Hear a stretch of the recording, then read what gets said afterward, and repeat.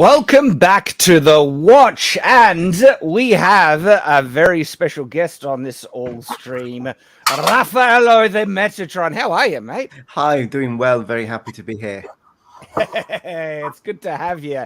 And of course, Lit Dev, he joined us just in time. How are you, mate? Oh, well, I'm doing pretty good. Awesome, awesome. And of course, we have Mike S. Miller as well. How are you, mate? Thanksgiving, pilgrim hat. Gotta do it. Happy Thanksgiving. Happy Thanksgiving, everyone. As an American, I can tell you that I look forward to not feeling 1 ounce of guilt as Thanksgiving progresses. Not even 1 ounce of guilt.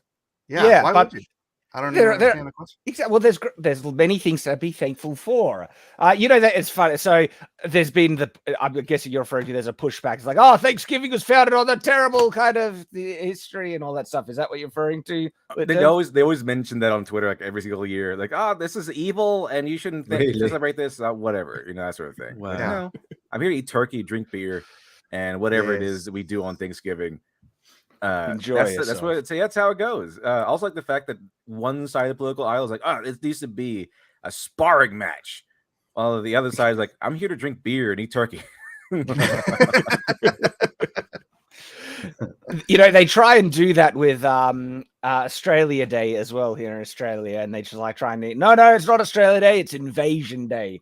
And instead of celebrating the wonderful things the country has been able to build together, they want to focus on all the bad and co-opted and all that stuff. I just want to point out, and this isn't racist or anything, but if it wasn't for Western culture coming to North America, the natives would all still be cavemen. It's just the reality.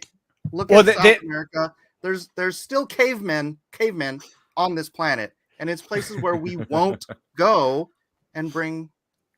There's actually a far more nuanced discussion about colonialism. Who knows? Maybe we might dive into that as well, because I know that the stream is live now, so I'm really hoping that the very first words uttered in the stream is, "I don't mean to be racist or anything." Yeah, usually when it starts with something like that, that's why I laughed. I was like, that means someone is going to construe. My wife and kids are part Chiricahua Indian, so. I'm so covered. They're Jewish. They're Chiricahua Indian. I'm Japanese. I got so much culture shield around me.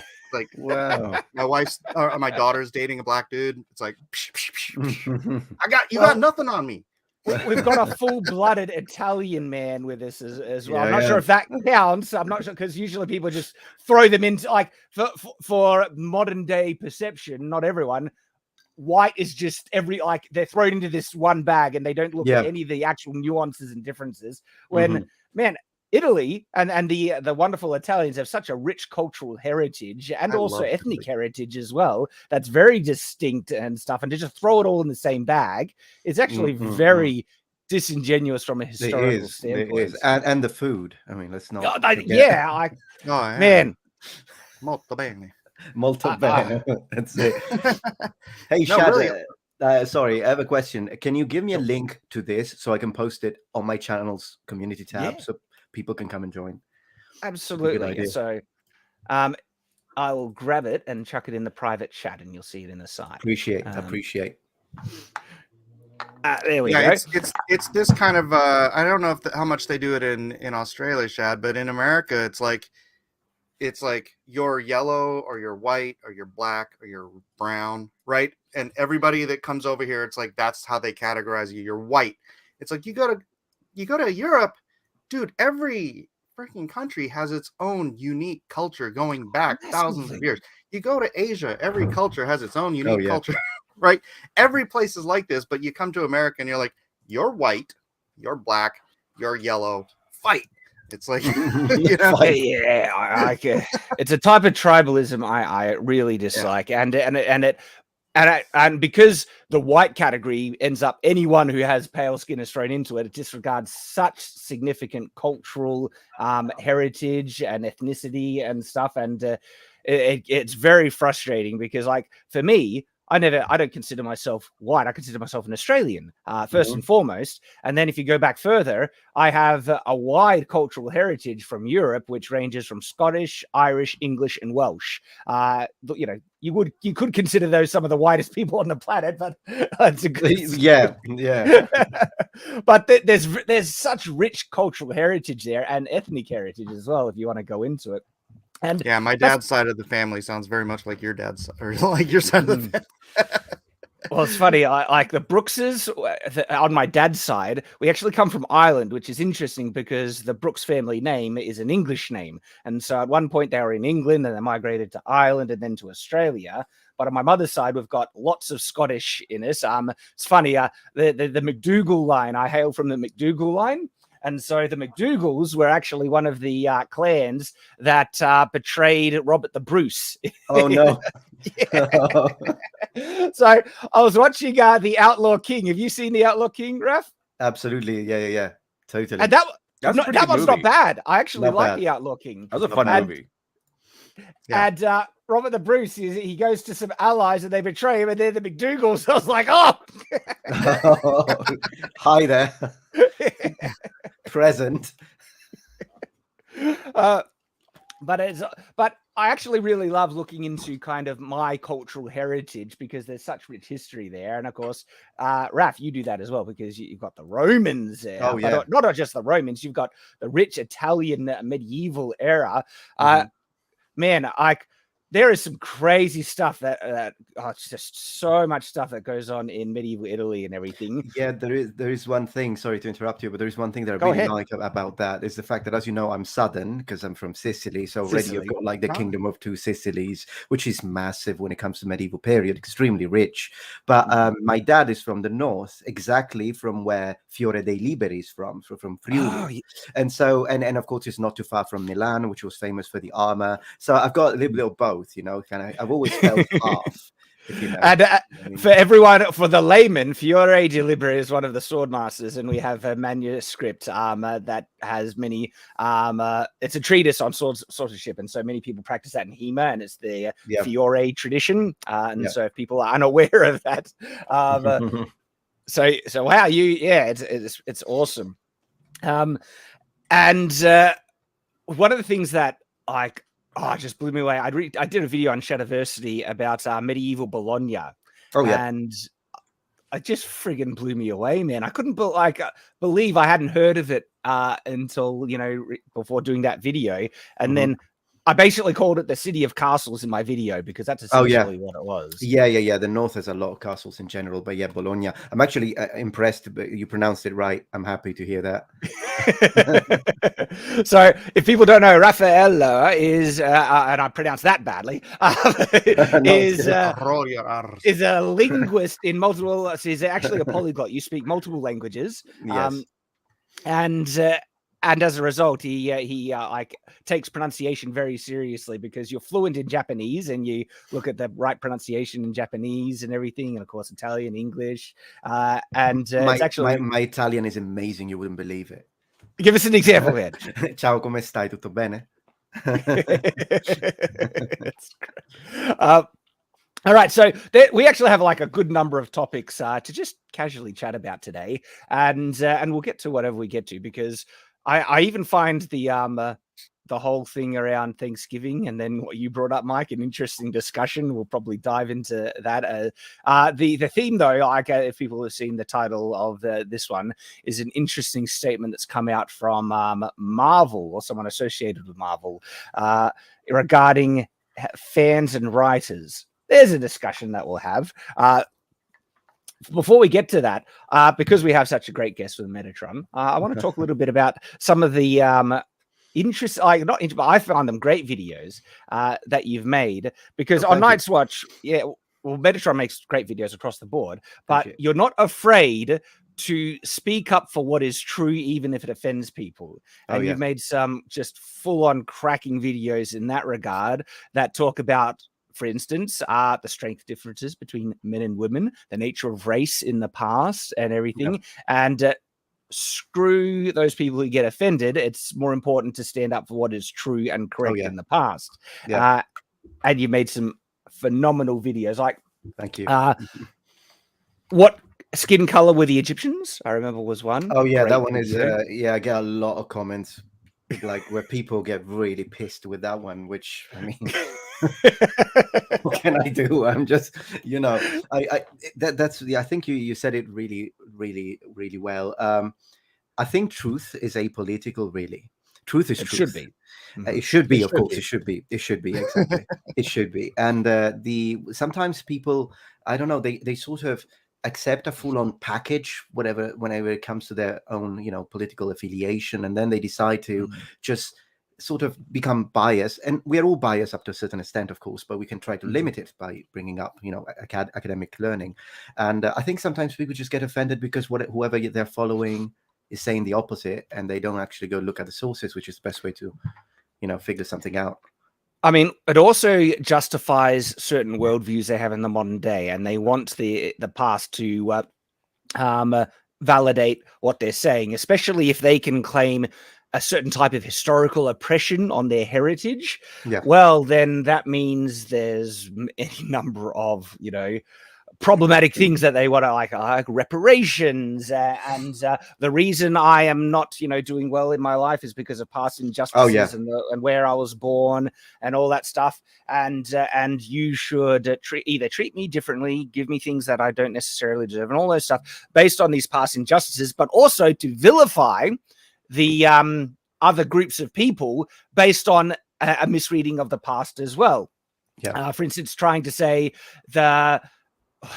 it's funny how a lot of it comes down to like class warfare, where they want to vilify successful or communities or even groups of people that tend to have, say, higher income levels, and they say, well, that's only due to because of biases and all that stuff in the past and things, when there's actually a lot of successful people that came from drastic poverty, worked their guts out, and achieved it based on their own hard work. But people who, I'm not saying all people who do this are lazy, but there's a large group that are lazy, that are not achieving, and they don't want to acknowledge that they're not, working hard, and they want to blame external things. And so they look to any number of things to try and do that. And as a result, that has a very detrimental effect on history, because they want to skew history to validate these perceptions. And of course, race and slavery is a massive one, and of course colonialism and all these things, right, which has created a very skewed, warped view of history, a lot of it being so flat out false. Like when you actually look at the abolition of slavery, the British Empire were leading the charge. They were pushing it. Absolutely. Well, in mass, like actually doing something on a global scale, because I mean, throughout history, you've had little slavery abolitionist movements in different countries around the planet, but it's like England controlled half the damn globes. It's like when they said, all right, that's enough of this, then they went out. Oh, absolutely. Sometimes, I mean, it's also important to recognize that sometimes the abolition of slaves also meant making a lot of money. So there were also economical reasons why that was pushed. It wasn't just because they became nice and they didn't want to. So it wasn't necessarily done in the best way possible, unfortunately, but still, it was the right thing to do. It was the right choice, and it's important to say that they did push it, because if you don't say that, because you're just trying to build an image, then you're not being 100% thorough, truthful. Or what really throws, the people who try to warp history to suit their own narrative is when you bring up the fact that there were actual African kingdoms that had their entire economy founded on the slave trade, and these were African kingdoms, black people going out and enslaving other tribes and selling them to Europeans and stuff. That throws them. They're like, one, they try and deny it or ignore it, or they never heard of it, and because it's been lied about. And I'm not saying what, quote unquote, because I don't like the term black people, white people, and all that stuff, because again, it just throws people in these boxes that throws away nuance and actual, distinction.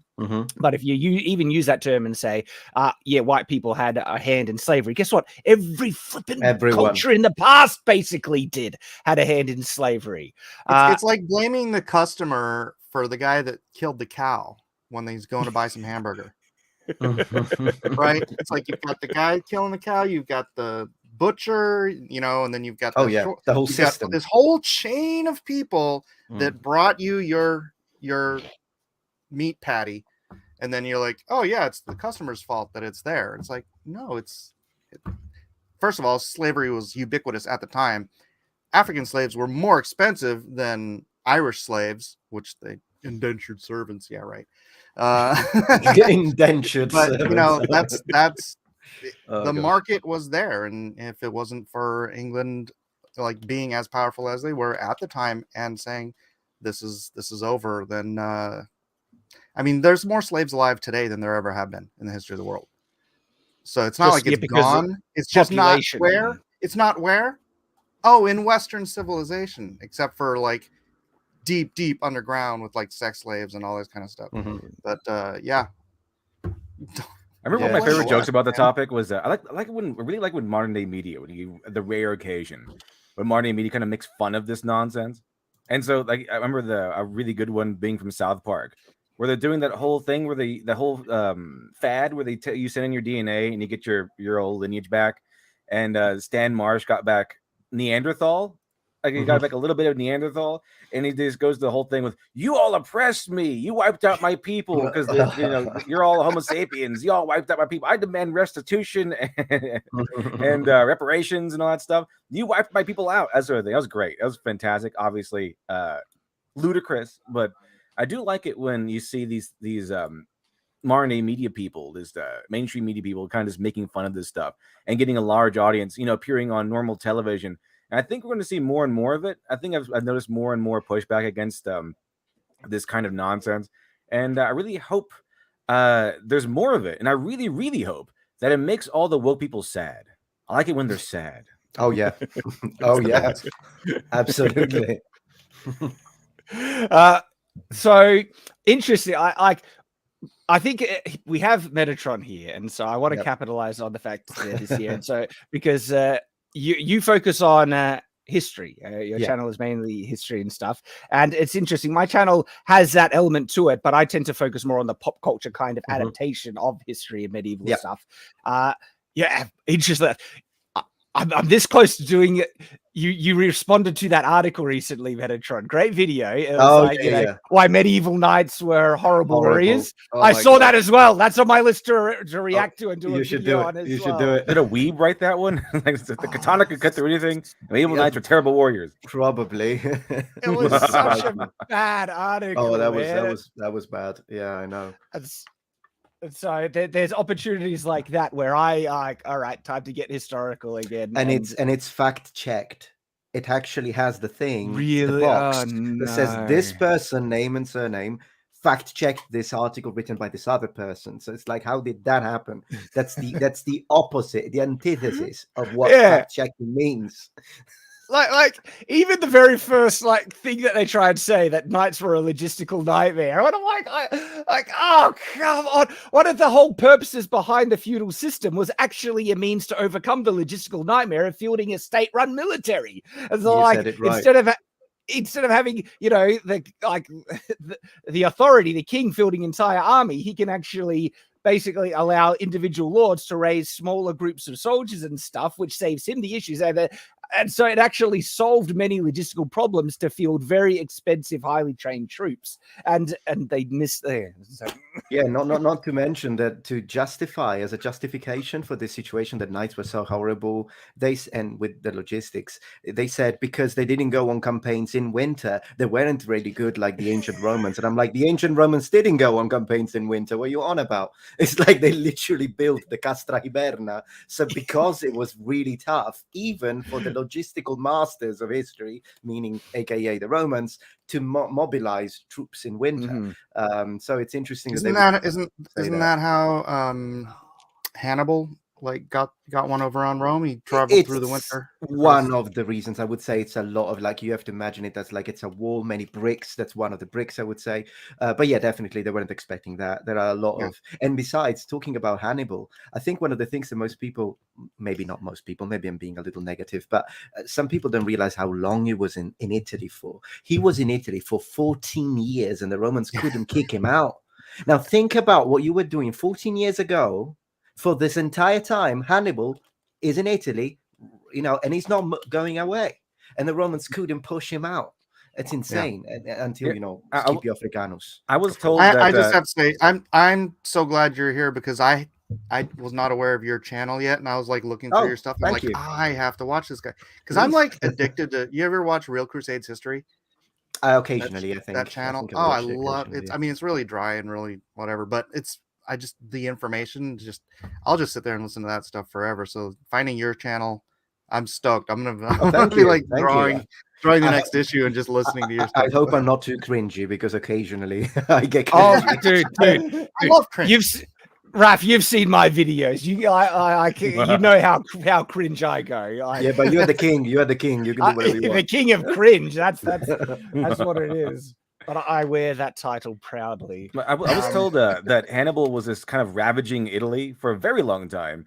And he could have totally taken Rome. That was the whole idea. Like he could have totally taken Rome, but because of Cannae, he thought that the Romans had like a huge army in Rome. He didn't think that they were stupid enough to send like all their men to Cannae. So he's just running around Italy, hoping they would eventually send out their giant armies so he could crush them. And then he never once thought that Rome was kind of empty. And I imagine that he also knew that Roman's fortifications weren't a joke, but absolutely no. Cannae, it took me a second. It was a disaster. We don't know though if they have exaggerated the numbers, because they do say that they lost. I don't even remember, but it's like 70,000, 60,000. I don't even know if that's real, but definitely they had a huge defeat. Because 70,000, like that's such a huge number. If I don't quote me on that, but that's what I remember. I mean, last time I read it was like a crazy number. Would make you think that Rome would be empty, but we don't know if they exaggerated that. So, and that's actually I want to throw that caveat there so everyone understands. Like me and Raph and everyone here, we're talking off the cuff. When we make our dedicated historical videos, we've got the time to double check all the information that we're talking about, and so if we mention anything, just take it with a grain of salt because we haven't double checked things and everything. And we're fine with being corrected if you actually have the correct information in the chat. Oh yeah, absolutely. So just because fake numbers up there, please. That's I just double checked it. It says the casualty number is about 80,000, so I was right, close. But as I say, this is if we have to believe the sources. We can't always, but it was definitely crazy. So whether they exaggerated or not,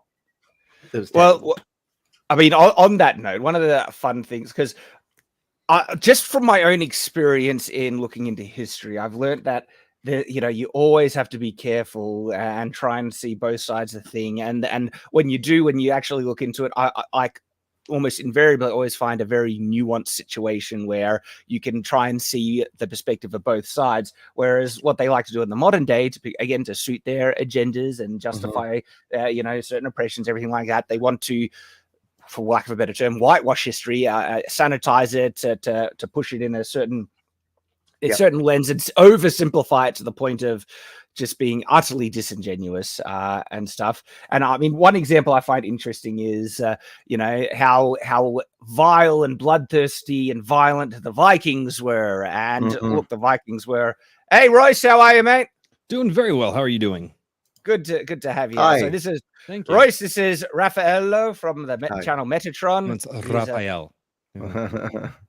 Raf, do you give us the pronunciation, man? Raffaello. Raffaello. Yeah. Linguist, historical enthusiast, Muppet. weapons enthusiast, Muppet, Muppet, and full-blooded Sicilian gentleman. Oh, I'm sorry. I did not mean to call you Italian. Oh, it's fine. Italian. Italian. It's fine. That Okinawa, Japan thing. When I was in England, actually, many years ago, I remember a gentleman actually telling me, "Wait, if a Sicilian is an Italian, does that mean that an Irishman is English?" And no. So there is a difference. We Sicilians are Italians. Like we consider ourselves Italians 100%. So whereas you could not tell an Irishman, well, you're basically English, like you're dead if you're in a pub. That would be a bad idea, Well, it's like Australia and Tasmania. Tasmanians are Australians. Yeah. Okay. Yeah. How about New Zealand, though? That whole Oh, definitely not. If you ever mix up a New Zealander for Australian, oh my gosh, oh boy, look out, look out, look out. And I play it for jokes as well, but I purposely, try and be as offended as I possibly can if they mistake me for a New Zealander. So, I don't know how they could. Telling me, God, yeah, exactly. It's been years. The Kiwi accent is so different from the Australian accent, though. The vowels are completely different. And then you have the mainstream New Zealand accent, but then you have the more Polynesian accent. And I started so when I was training to be a missionary, I went to New Zealand because that's where the missionary training center is, and lots of Polynesians around. And I just started to pick up their accent, and you start to speak like the Polynesians, bro. And it's actually once you get the feel, you just start to know how they speak. I see. And so it's funny, I can revert back to the kind of more stereotypical Polynesian accent real easy as a result of that. So I was speaking about the Vikings. So the Vikings, they're vilified and they were violent, don't get me wrong, but there's accounts from the Irish that, because the Irish got the brunt of the Vikings, they're saying how violent and terrible they were and stuff. But when you look at the historic record, you find when the Irish went to war, they were just as bloodthirsty. They were, ravaging, raping, taking slaves and everything. And it turns out the Viking way of warfare was actually the more standard way of warfare that everyone was doing. Just that the Vikings won more often than other people. Yeah, and besides, a lot of information comes from Catholic monks, which were the ones who were raided. So of course they were not going to be like, well, they're actually all right. They're nice people. They just, like if you actually read history, a lot of inconvenient truths out there. A lot of things they don't really want you to know. What is it? I heard from what and I'm gonna butcher the quote, but I heard from Jordan Peterson one time, and he's like, if you actually read history and you're well learned in it, human history is just a bloodbath with a couple of moments of peace sprinkled in. No, it's just everyone was living in peace. They wrote down. Okay, I've heard from I know for a fact that Twitter told me that history was the whole world living in peace for thousands of years. And then white people came along and then destroyed that peace. White people. With their evil colonialism. Speaking of Vikings in Sicily, weren't the Vikings, I might have this wrong, didn't the Vikings push the Moors? The Ottoman indirectly, because we're talking about the Normans already. So they are those Vikings that have settled in Normandy. So basically, they've become Normans. They're still a Viking heritage, of course, but probably they're enjoying wine. And then they do move. I'm actually doing a collaboration with Scutae Borealis, which is a craftsman that makes historically accurate Viking shields, excellent quality, and he's building specifically a Sicilian Norman shield for me, and just to show exactly how that culture changed. But you're right that the Normans, so basically, originally the Northmen. I love the fact that it's called Normandy because France gave it up. Oh yeah, it's like you have it. You can have it. Leave us alone. Leave us alone. What are we gonna call this land? Norsemen, Normandy. Yeah, exactly. It's as if England right now gave, I don't know, the Lakes District to Scandinavia. It's like, you can have it. Okay. Oh no, it's that was for the promise that the Vikings would not demolish Paris, right? If I remember. Yeah. I genuinely love the period because not only my own cultural heritage, it's like flipping, knight swords, Vikings. It's like such a cool point, built the whole channel around that interest with Metatron. And whenever you look into it more, you find something that's very nuanced, and it's really important to just speak it plainly. And that there's some just great videos, like I said, that you've done as well. Because what were they saying about the Egyptians, that they were all black? Okay, so now this is something that, because of the topics that I've been tackling for the last few years, I'm getting a lot of stuff whereby basically they're saying the ancient Romans were black, the Greeks were black, the Vikings were black, the Egyptians, of course, they say they're Jews black. are black. Jews are black, absolutely. I got that. Everyone's black. Jesus was black. I'm getting every single one, and we have. We literally have the DNA evidence to show Rice, please. Precisely. Mr. Top Hat, I wasn't talking with you. Look, we live in a post-truth society. Oh, hi, Mark. Okay? We've advanced past truth. And it's interesting because all I was doing really on that video was pointing the fact that Egypt was multicultural and multi-ethnic. Never on that video have I said the Egyptians were white. Of course, if you ask me about Cleopatra, then Cleopatra is Greek. So I wouldn't have I wouldn't have an actress who's from sub-Saharan Africa represent Cleopatra, because that's not what she would have looked like if you want to be accurate. But regardless of that, I only said it's multi-ethnic. And if you go to the southern part of Egypt, it's possible and highly probable, because of the Kingdom of Kush, that there was a higher percentage of black people. But apparently that makes me racist. And it's interesting because some people bring up this idea of the first dynasty, saying, but the first dynasty, you only talk about the later dynasties, and that is because we have the most data from the later dynasties. First dynasty, who the heck knows? Of course, I can postulate that it's possible that they would have had a higher number of black inhabitants in the area. Maybe they were all black. I'd be more than happy to accept that, but I need the data. I'm not just going to say it, because otherwise I'm a racist. Data makes you racist, though. Data apparently makes you racist. That is a modern, what do they call it? A dog whistle. So if you say you need data, you are dog whistling to someone. Someone. Yeah. Truth so is racist. That's what it was. And that's sexist. what it was. And homophobic. Yes. There is an interesting section where I have a little mini series on the historical Jesus, and as you know, and there is one, and in the second iteration, which talks about possible appearance, I get a lot of people telling me he was black African, like a lot of people that tell me that. And of course, I also get people that believe that he never existed, which is a position that you can hold. I'm not going to criticize it. Believe whatever you want. I believe he existed historically because of the accounts of the Romans, but that's just me. But regardless of that, people say he was African, and they use always the same frigging verse that we have completely demolished with not one, two experts in ancient Greek. We translated letter by letter. And you know what's funny? I get people telling me, you ignorant, the Bible was written in Hebrew. I'm like, not the New Testament. No. Well, and I mean, it wasn't, and please correct me if I'm wrong. I thought one of the earlier translations would have been Old Aramaic. Well, yeah, Aramaic is a spoken language mostly, not modern Aramaic, but ancient Aramaic, which is, I believe, different now. And that was not the New Testament. That would have actually been parts of the Old Testament, correct? Or am I? Yeah, absolutely. No, absolutely. So, of course, there is also a difference between modern Hebrew and biblical Hebrew. For example, biblical Hebrew, they roll their R's, which I very, very much appreciate. Modern Hebrew people, they have the R, they pronounce it like the French. If you ever heard them speak. And, so they pussified it. Got it. I try not to listen to the French. Sorry. I'm sorry. That's right. I gave up Norway.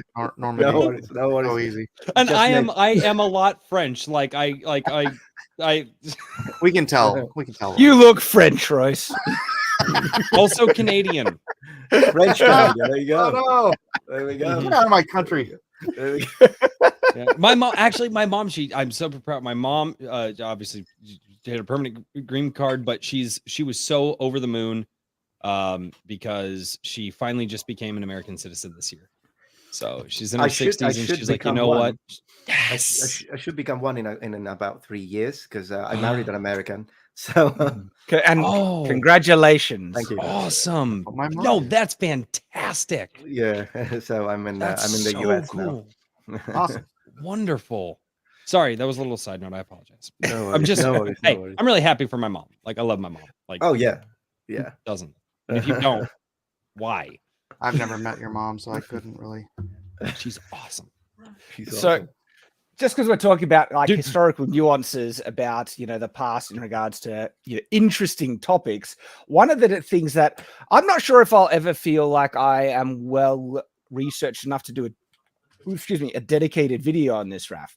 But it's the I guess the volume amount of dark-skinned people that were in medieval European countries, the level, and also the kind of treatment. Because I when I look at medieval art, right, you find dark-skinned people in medieval art, and I'll show you some examples. These are not slaves by any means. In actual fact, they are often depicted as regular people, sometimes quite, important people. And look, some of the arts are depicting sometimes biblical accounts, sometimes saints and everything. Like one that comes up a lot is Saint Maurice.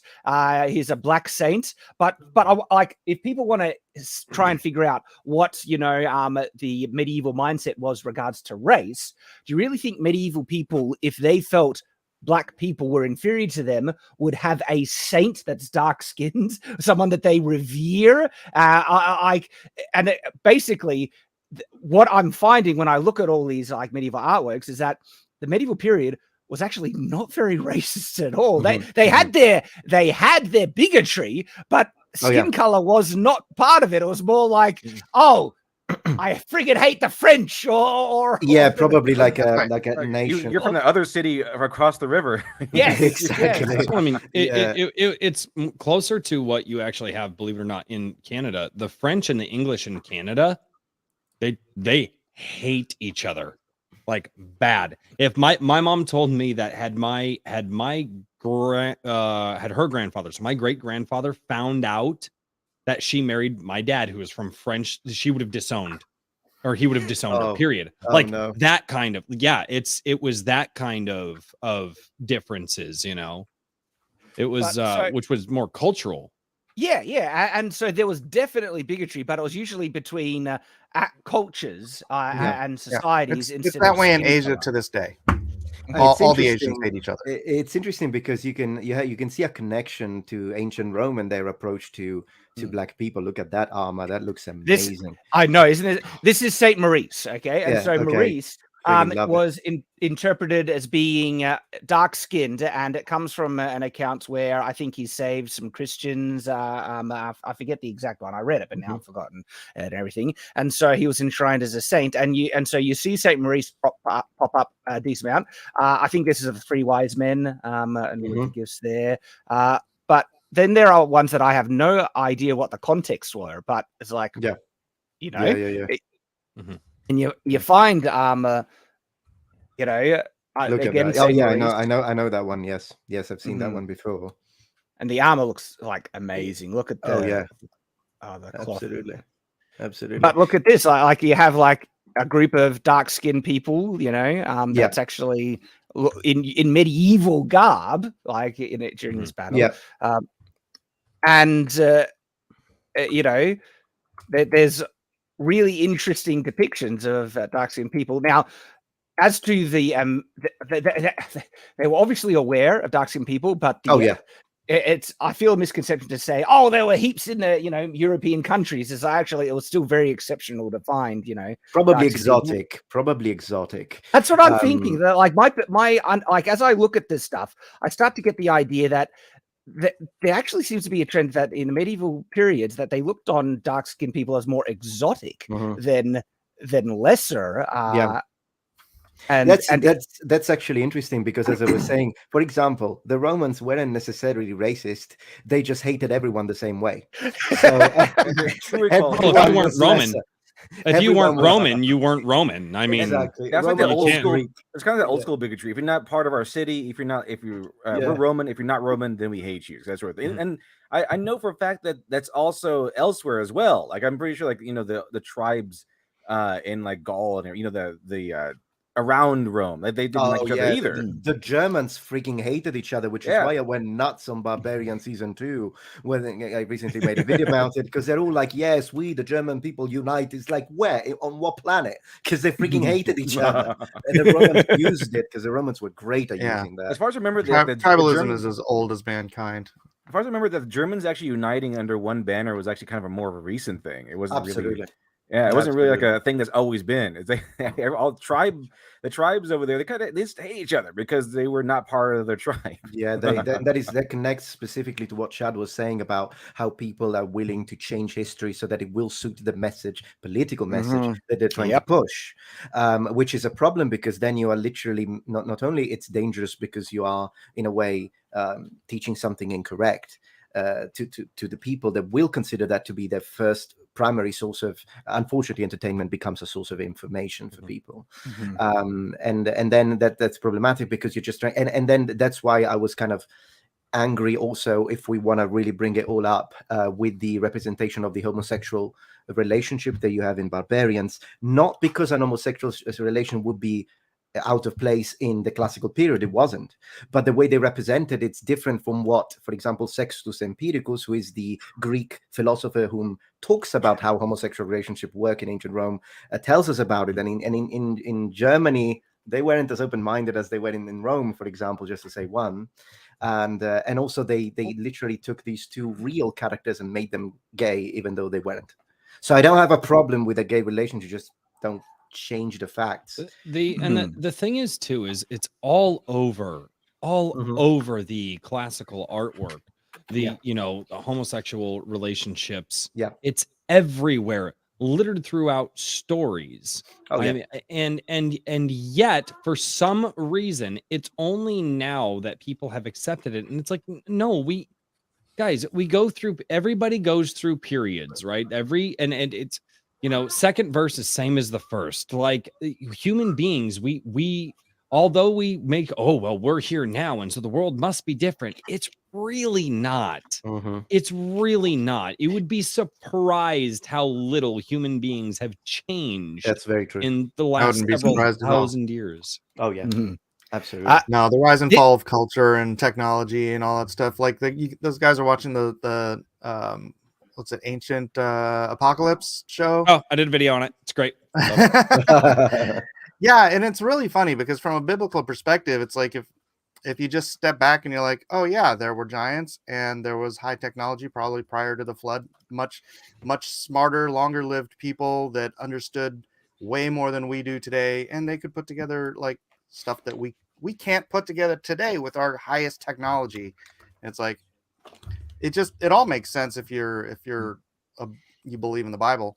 But then if you take that out, and then you have to kind of like, so, and I believe stuff to fit, or it just doesn't fit. Like these ancient technologies don't fit in the modern accepted timeline, And the point that I made in my video is that, one, yes, I believe in the Bible, but two, I believe that humans need to accept, but I also believe in evolution as well, because I believe that God is just much bigger than anything that I could possibly conceive of. And so but we know 186,000 years ago, that's the first time that we've seen humans in our current form, right? It would be preposterous to believe that we could not have achieved a potential Roman, advanced culture, right? Some similar to the Romans prior to the collapse of the Great Ice Walls. When those things fell, the sea walls decided to rise up. We just have to make our timelines go back further. And the funny thing is the more scientific research that we find, the more the Bible tends to get proven correct. Isn't that? And in history in and of itself, and not only that, but not even just biblical, not even just the Bible, but all of the ancient stories out there. How many different cultures and civilizations have a story of a great flood? It's over 300. In the hundreds. Yeah, it's over in the 300. Hundreds. You're telling me that all of that is just pish posh? Yeah. Well, the funny thing is that it's not just a giant flood. Most of them, or a good deal of them, have specifics that are just nail on, like star constellations, God, one righteous man saving a family. On about, it's like a lot of these cultures. Yeah. And you can't get there from just what some. It's got to be a singular memory that mankind holds together. And for some reason, mainstream academia and whoever wants to spread, as the drinker says, the message, they don't want to go back in time that far. And it's really hard to, because it turns out global cataclysm makes it really hard to study stuff. But we should be asking those questions, going, well, because when everybody's like, well, there's never been evidence of a worldwide flood. Yeah, there has. Yeah, the collapse of the Great Ice Walls, and they go, oh well, no, but they couldn't have possibly passed the stories down from that time, so we're just going to exclude that. because we can't seem to remember stuff that happened 50 years ago. So that means that nobody could possibly have passed stories down through generations. That's just, we're just going to remove that. Single most historically ironclad episode in human history, you know, because of all the diverse cultures and completely disassociated cultures that have the same story. It means it happened in history. Yes, I agree. If people are wondering, like, this is all reference to a recent Netflix series called Ancient Apocalypse, which I have been watching as well, as a matter of fact. And look, it's really interesting stuff, like genuinely interesting stuff. And it is, like, I have no problem with some of the theories that are being proposed because, one, I like to question any narrative if there's evidence that is contrary to it. I've never been afraid of that. And it's just so interesting to see how defensive and butthurt people can get.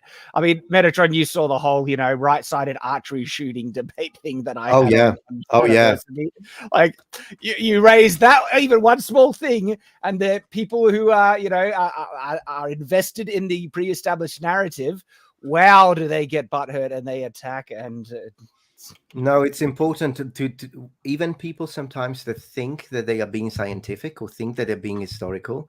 It's very important. The very core of being scientific means that you're ready to change your ideas if new evidence presents itself. That is what it means to be. I think the expression is intellectually honest that I'm looking for. Yes. I think the greatest example of this that I always refer to is the doctor. I think it was in the late 1800s, early 1900s.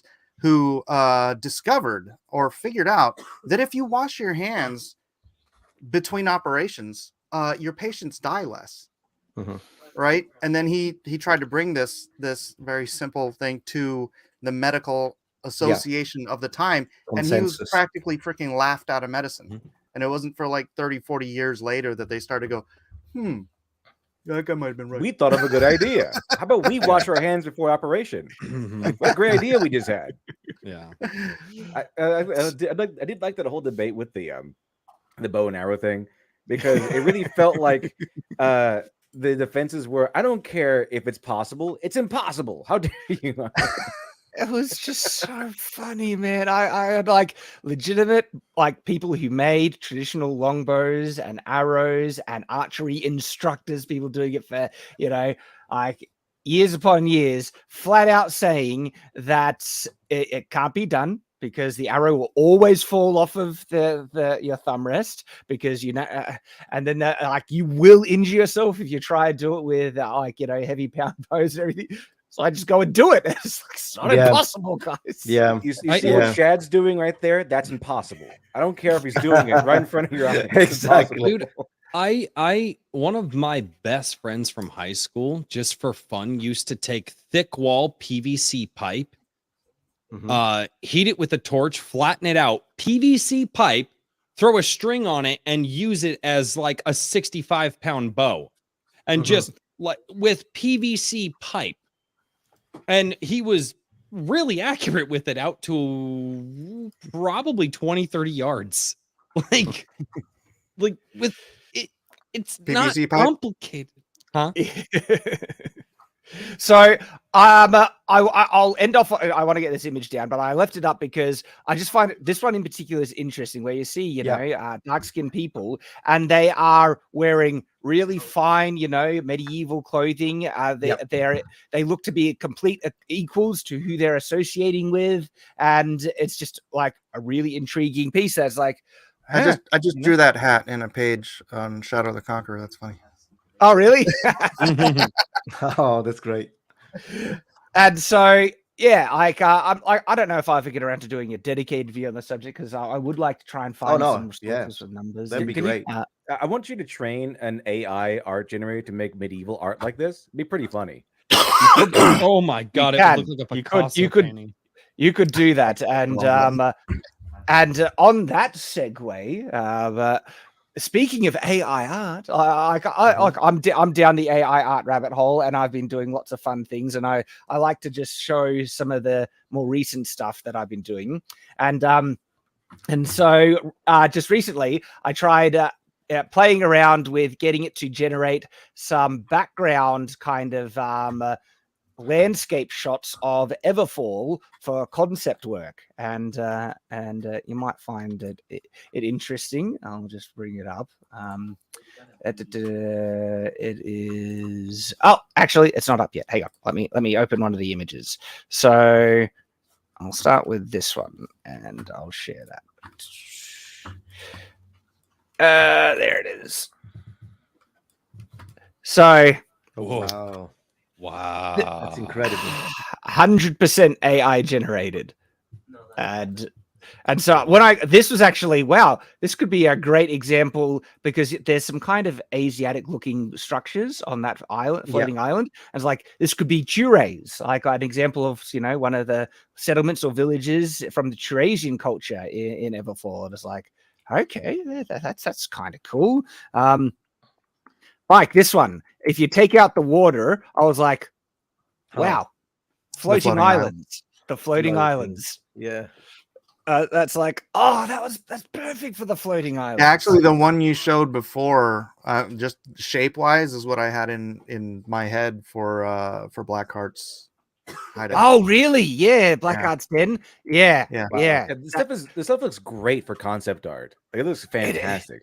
It does. It's actually like for concept art, it's great. And also, like, so we're getting the graphic novel ready for print, and there's interesting like little things that come up. For instance, when you're printing a book, right? So if I grab any book here, they each little section of the book is bound in these little sections. So they're bound like in sections like this, and then they're bound together. And I forget what these little parts are called, Mike. They're signatures, I think. Signatures. So yeah, this would be a signature. Okay. And each section, like, so each signature has like a page count they can do. All right, we could do like what is it, an 8-page signature, or 16. Yeah, I think so. Signature. But that means the page count of the book needs to be divisible by those numbers. And so when we have the graphic novel, we got the the actual pages of the graphic novel, but it isn't equally divided by the signatures that we can put into it. So the options were to cut pages or add more pages in, and we're not going to cut any. Add. We're adding more. And so I'm actually needing to put together some nice, fun, artistic pages that will feel like they're valid, worth people's money, but they're bonus anyway. They're getting it for like free in the book. And so what I'm doing is like, I don't have time to hire an artist. I need to get this stuff to the printer. Where could I get professional looking art? Seriously, the AI is a perfect thing for me to use in the business, and I'm thinking of using it as background for other concept work that I've already done. Like I want to do a page showing the Imperious design. Oh, this was like even a city background there. See that? Yeah. And so on a floating kind of edge of the continent and stuff. Yeah. Oh my gosh, look at that. So this one, this is actually what I could potentially use. It's a bit of I would want it more structured in design, but there's a culture that's referenced in the book called Azbanadar, and it's a very secluded culture. Azbanadar was one of the nations that were the ally of Daedalus the Conqueror, and they've gone into seclusion after Daedalus the Conqueror was deposed, and no one has really heard of Azbanadar since. And that's actually because I know what is going on in Azbanadar. It's actually very significant for the next book. And this is like, I could do that. That's an example of Azbanadar right there. And so this here is like, it's not finished. I'm still concepting it, but one of the additional pages in the graphic novel we're thinking of doing is just like a detailed perspective shot of Imperious in its design.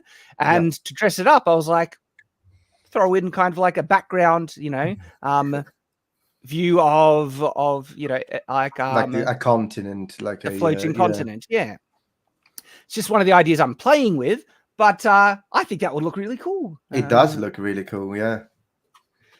And so this was the background. I could probably use that too, Shad. Yeah, look how good this looks. This is like.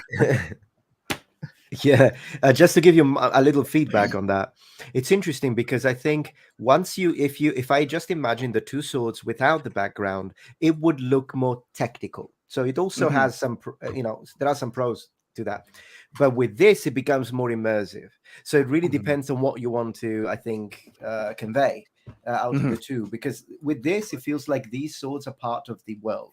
Without, it feels like it's a technical sheet that it's telling me more about the swords. So I'm more focused on the swords. I think they're both great. It really is up to you.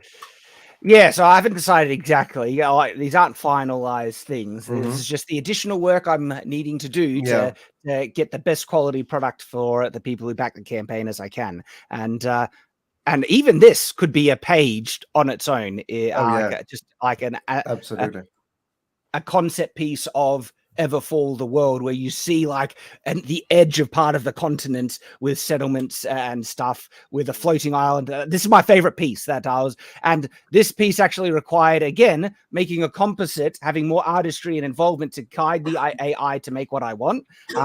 And so there was things I needed to do to actually make it reflect. And by far, this is my favorite. This is my favorite. It really does look good. Yeah, even the details on the maps.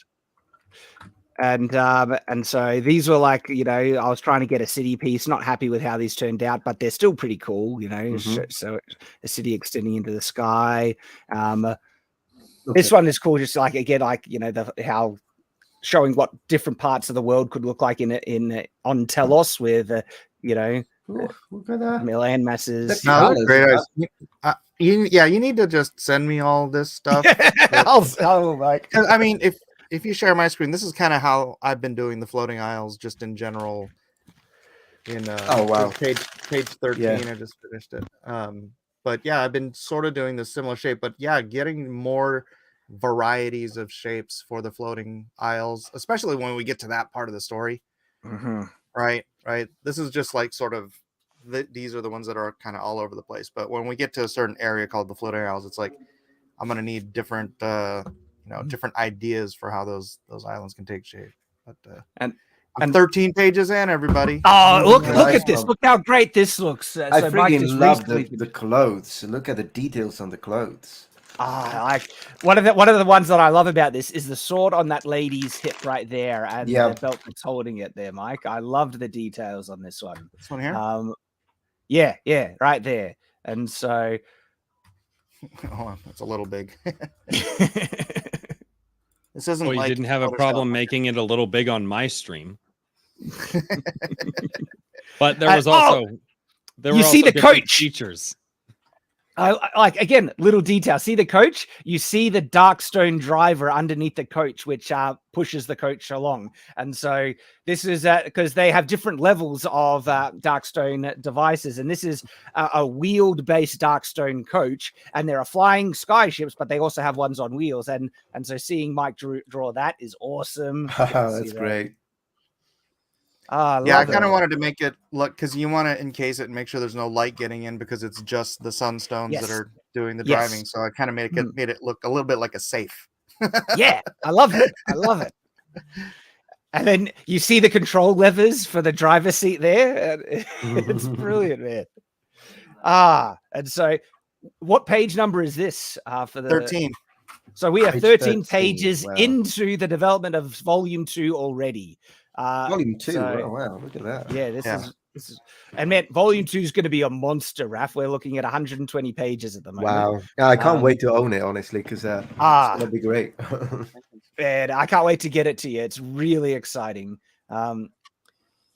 This is after I fixed your sword. Yes. There are a couple of things that I'm very picky on, and getting the sword shape right is one of those. And so Mike went extra effort thanks to my pedanticness. I'm getting the sword right in that panel. Oh yeah, I think every man should take pride in the shape of his sword. It is absolutely essential.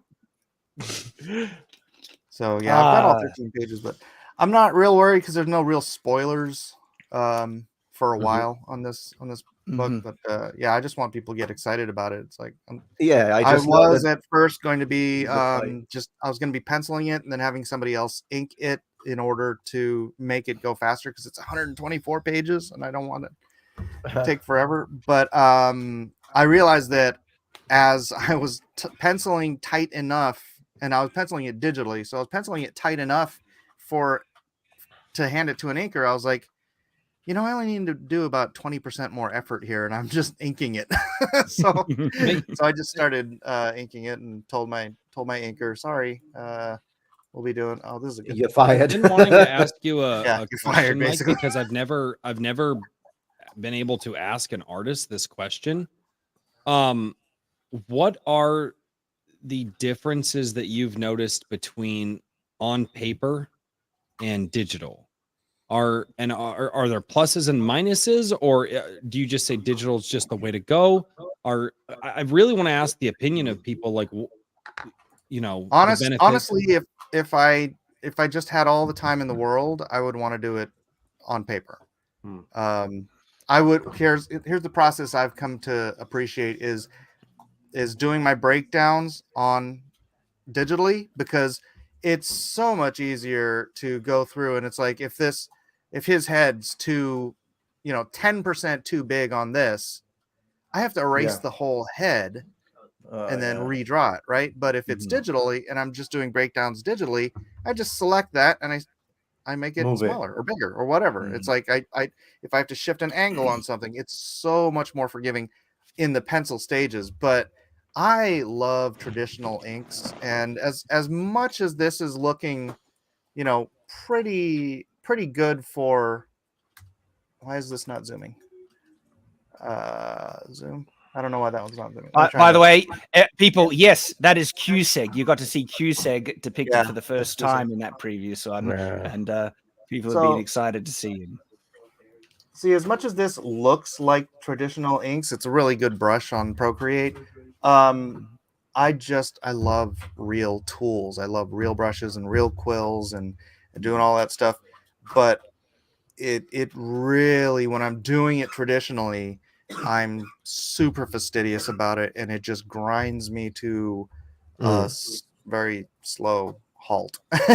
So doing it digitally, I'm getting 95% what I'd want ink wise, and then also being able to produce it much more detail, much faster, because being able to not have to whip out a ruler, but just drop my perspective grid on Procreate and then just go in with my brush. These background buildings, I mean, the layout was super simple, and then I just went in with the brush and I just drew it in quote unquote ink. And I'm getting these effects that I really do enjoy. Like same thing with these backgrounds here, right? It's just like, yeah, that's the one that you super zoomed in on my stream. Yeah, of course, my audience. This brushes, it's so interesting because because see, it's like not 100% opaque, so it even looks like I'm doing real brush strokes. And so when I hand this off to the colorist, if he wants to leave that like that, it gives that additional texture. Although usually I would just black everything out. So that leads me to one other question, that because usually you just make fun of me when I talk to you, but now, yes. But I feel like I can actually ask you a question because you're not making fun of me just yet.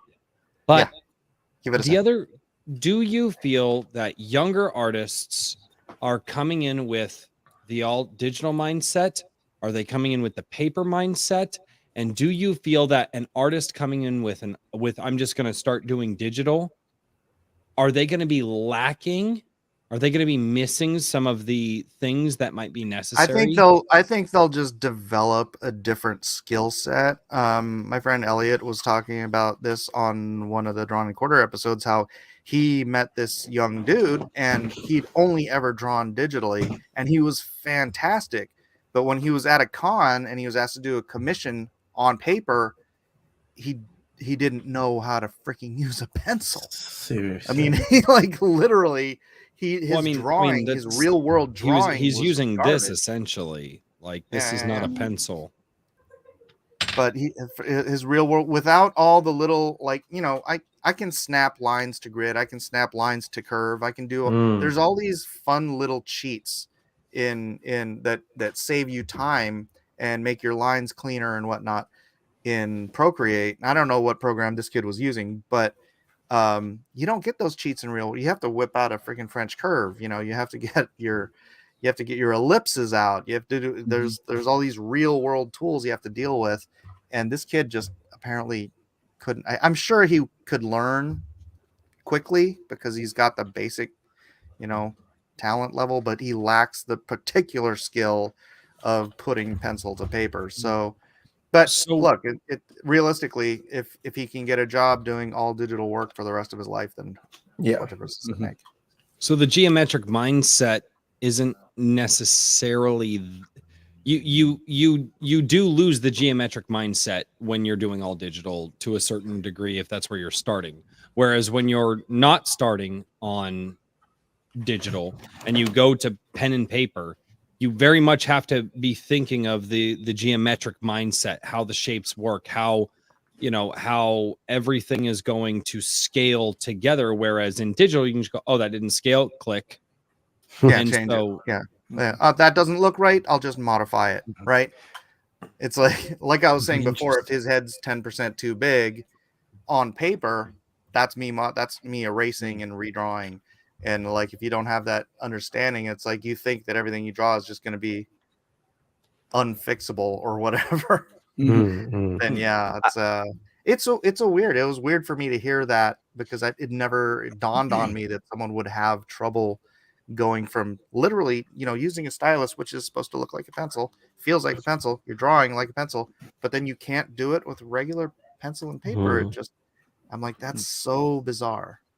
So I don't know. To answer, there was a question in chat saying it's a day early. Yes, we are doing the stream a day early, so the wonderful panelists here don't need to give up or have any conflicts with Thanksgiving because Thanksgiving is tomorrow in the US, and so just for this week, usually we'll be doing it. It's Friday for me, Thursday for everyone else, I think. Because our host is a very thoughtful Australian.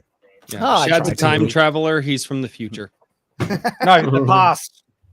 I'm from the past. No, but then I'm from the future in Australia. Yeah, I'm from tomorrow. It's Thanksgiving in Australia right now. Except they don't have Thanksgiving. Yeah. But seriously, like Volume 2 is looking awesome, man. And there's just been fun little things to do. I have another sneak peek I could share. It's so Cusack, he has a sword, right? He doesn't use it in the book, but when we're drawing, it's like, oh yeah, he needs his sword. And so Mike didn't have the design. I never designed his sword because I didn't need to. But recently I needed to design his sword. And I was like, okay, it shouldn't actually be because his Turasian, he would have a more traditional Turasian sword. And so I got to have fun with like fantasy sword design, but in a functional way. And I designed Cusack's sword. So this is it here. Yeah, and the fact that I do this digitally meant that I could go in and just delete or erase the other sword and, not have to whip out the white out or do cutouts or anything like that and just redraw the swords and all the panels that he was in. By the way, this does remind me, and maybe the audience could help out, those that are fans of the novel. We haven't designed Cusack's forehead brand. Yes. If you have any ideas for that, stick them in the Discord, the Shadiversity Discord, because I'm drawing look at all the perspectives. Wow. Yeah. What do you think of this design? That actual physical sword. How good! I was pretty darn happy with this design. That is reminiscent of an elven short sword. That it very much reminds me of. It's a long sword, so it's so that's a long sword. Yeah. Yeah. Bring this up. Okay. So but I mean, tell me that doesn't look similar to what. I understand Legolas's daggers were from the Lord of the Rings, the first trilogy. Very much. Obviously, this isn't a long sword format, but that looks really. I've always loved that design. So, Mike, we'll make you full screen, just briefly, so you can show off that sword. Oh yeah, do it. So the handle's probably about this much shorter, but it's got the cool curve and everything. So, and this is all hand forged full tang. Oh, nice. Wow. There we go. And so I had a lot of fun because I got to mishmash a couple of different cultural elements. I wonder, Metatron, if you can recognize a couple with this design. Yeah. Did you mix like I imagine Japan, Greece, maybe a little bit of right? Am I correct? Yeah. Like it. So yeah, I actually decided that the Eurasians, it suits their culture that they would do differential hardening, and so it actually has a hamon line like a katana. It does. Yes, it does. But the width of the blade is more akin to something like a mesa, and then I got to have fun thinking about the cultural philosophy that would impact the design. The Eurasians, with their very intellectual but more strict kind of culture, they would very much follow the philosophy that swords are made primarily to fight the shade, so they're going to be cut focused, not thrust focused, and so they're going to be but because they're also fighting the shade, you're not going to be fighting other people with swords. This isn't meant for dueling, it's meant for slicing up thick flesh and everything. And so because it's not meant for dueling, they wouldn't see a true purpose for a cross guard or even a hand guard, but they just for functional sword design, you want some kind of ridge or lip to stop your hand slipping down. And so I actually used like camping, or not camping, but there's certain knife kind of designs that have this interesting like hook above the handle. And so the handle is actually following certain knife design philosophy. And which I think makes perfect sense, because at the end of the day, even the Langmesser, the German Langmesser, a messer just means knife. Even though a Langmesser is as big as a longsword, it still means knife, and in a way, it shares some common design features with a knife, which is one of the reasons why I think they called it that way. Full tang, and so it's like a hybrid between a messer, katana, and a ginsu, gonna chop up some shade with that sucker. and the Eurasians they have very fine craft and design, and so it has this beautiful floral pattern there and ornamentation on the rivets. And I was really happy with this design when I was done. I was like, okay. I have to ask you, since you are the creator, and I like these kind of details, those rivets that I see are yellow, brass, gold. What's that? Okay. So they would be. Let me zoom in on it. So the little starburst is gold adornment on the inside, very highly polished kind of steel.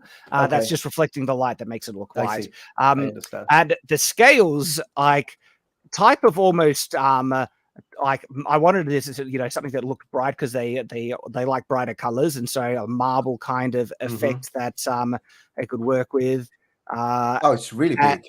Now that I see it. So it's probably that big.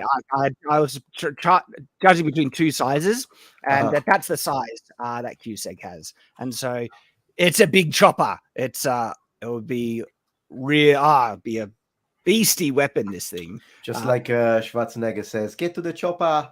Yeah. Get to the chopper. You wouldn't use stone for a handle that size. No, stone would be too heavy, and so it could be like a type of I don't know, ray skin from an animal, or like on wooden leather, something. or they did a really intricate dye work on a type of wood there they could paint, and then it gets wood, bone, or whatever. I say we come up with an animal that has the tusk. Bone or ivory. Bone or ivory. Bone and ivory, like the Romans used bone sometimes, not always, but they did. So ivory with a type of dye to give it that pattern, and they'd have like a kind of cultural art style to get that pattern effect in unicorn horn. I forget. Yeah, unicorn. It is purple. Could be Dracehorn. Erasmustherium is Erasmustherium? Is that what it's called? The giant Asian woolly rhino. Maybe there's fantasy animals in the world setting, and so I could easily have it like be horn or ivory from a type of fantasy animal that's more traditional with Jurés. And I'm not sure if you've seen that type. There's a type of dyeing where it's on water and they drip it in water, and then the pattern like goes on the object, and that's what I kind of picture with something that could give this handle effect. And so I was pretty happy with that. I was like, that's cool. And so this is the type of thing that I could collaborate with Calamisil to. Why not? I mean, to make a. Oh yeah, it would be their gain. Absolutely, they should do it. It'd be nuts not to do it. and people not only would get it, you know, because it's like a design from the book, but it also could be substituted for like an elven sword easily, like like he was saying, yeah, like yeah. And so I was happy with that. I thought that was pretty cool. So there's another sneak peek, and the last little thing we'll share before we get back onto many topic to discuss. I'll finish the rest of the kind of AI concept art that the thing generated, and so this one was. Good. Look how cool this is! That's freaking awesome! And again, this type of geology is not geology, geometry or whatever, is perfectly in line with the world setting because Darkstone anchors these land masses in place, and so it's fully explained. And you can have like these really, like, look at this one, Mike. No. That's and this is 100% AI generated stuff. It's incredible. Yeah. What? Look at that one. Yeah. This one was actually go back to those last two. Those last two could almost be from different angles, perspectives. Yeah, exactly. Yeah, from different perspectives. They could be. I mean, almost. They're like, that they're very close. And so one thing that was hard to get the AI to do was to reflect the architectural style of Hamara. A lot of these are a bit more exotic, and so they could represent other cultures, like Chures, I mentioned one. Leonta is another culture that would have more architectural. So this is when I was trying to get it more English, and you can see kind of Big Ben kind of stuff that it was trying to work off of. And then it had, I don't know what happened. You should find one of these that you want to base like the capital city area on. I have some concept work that was actually made by Dradia Productions that shows the capital really well. And none of these really show the capital, but they could be other cities and other places in the world of Everfall. Like, it's pretty cool. It's like, oh, cool. And so I actually really like this one, just the natural kind of rock look it gives with the settlement there. You know, it reminds me. What is the form of travel in between the floating islands? I'll need to show you. Airships. Or am I asking a question that has yet to be revealed? No, skyships. Skyships everywhere. Okay. I'm assuming powered by the Darkstone. Yes. Okay. Because we'll explain that in the book. I was gonna say, it reminds me of this old Sega Mega Drive 16-bit era game, Populous. I don't know if any of you knows it. It's that's me. How do I change the first and check? Yeah, switch to there you go. Look, so this game, Populous, for the Sega Mega Drive 16-bit, same time as the SNES, and it's a game where it's one of the first God games when you play God and you can create stuff. That. Such a great game. Awesome. There is a game out now. I was thinking it reminded me of, and my daughter loves to play it, and I stopped playing it. Now my daughter schools me, but it's called Dauntless. It's all about all in floating islands and monster hunting, and it's a free to play game by Epic. And it's just fun, and the kids love it. And you go out, you kill monsters, you get stuff to make new gear, and my kids love it. It's bright, it's colorful, it's simple. There's no story. It's just go out, kill monsters, come back, get new gear to go kill monsters, to go back and get new gear to go kill monsters. That's all it is.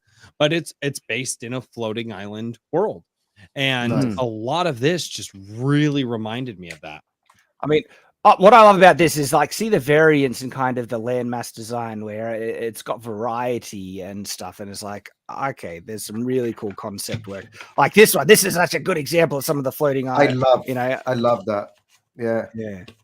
It's and so these floating island stuff is really classic fantasy. Like okay. So back in when I was a fledgling writer, I guess you could say, back in like the early school and everything, I had a teacher that said that there are important things in writing to do right away. One of those is one thing that she described was words that instantly inform the reader where they are, when they are, things like that, like typewriter or something like that, or office building, stuff like that, something that we associate with certain time periods and certain environments.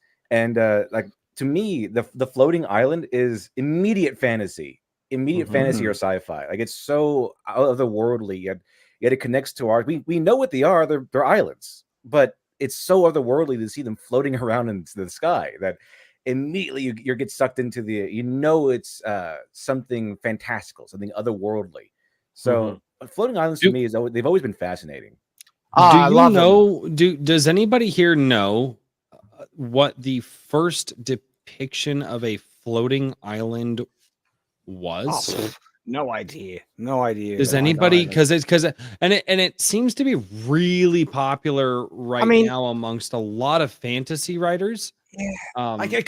Just the very concept of something floating in the sky goes back a while, like a floating castle, and you could, was it Camelot that was taken up in even if you want to go back to the Bible, it was the city of Melchizedek that was taken up into heaven. I'm not sure if that is I sometimes get confused if it's traditional biblical or if that's more my own LDS traditional interpretation and stuff. I don't remember. And so, but Jack of the Beanstalk, exactly. A giant in the sky. And so it's actually a more traditional fantasy thing that goes back a while. And what I wanted to do in the book is actually explain the mechanic of how these things are floating in the sky, which then ended up being the foundation for technology in the world setting and sky ships and all that fun stuff. And so I like them. I think they're cool. I would like to know the history, like the first time that a floating island was mentioned in history, and look that up, because that would be really cool to kind of see where that came from. I mean, we've seen it in Star Wars, we've seen it in so many different just iconic particularly from the 80s.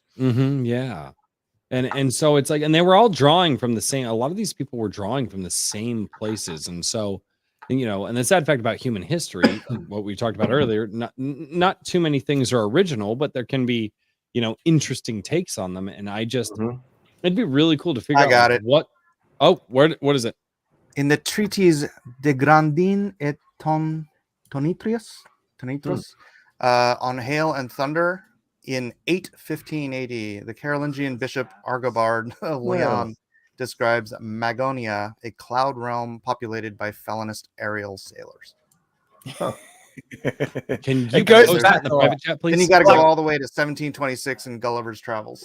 And honestly, this is probably an example of multiple people having this concept, because it's not hard to look into the sky and think, could there be other, or imagine things that are floating in the clouds. Well, you can just see like really tall mountains. When the clouds hit just right, they look like floating islands. Yeah, they do.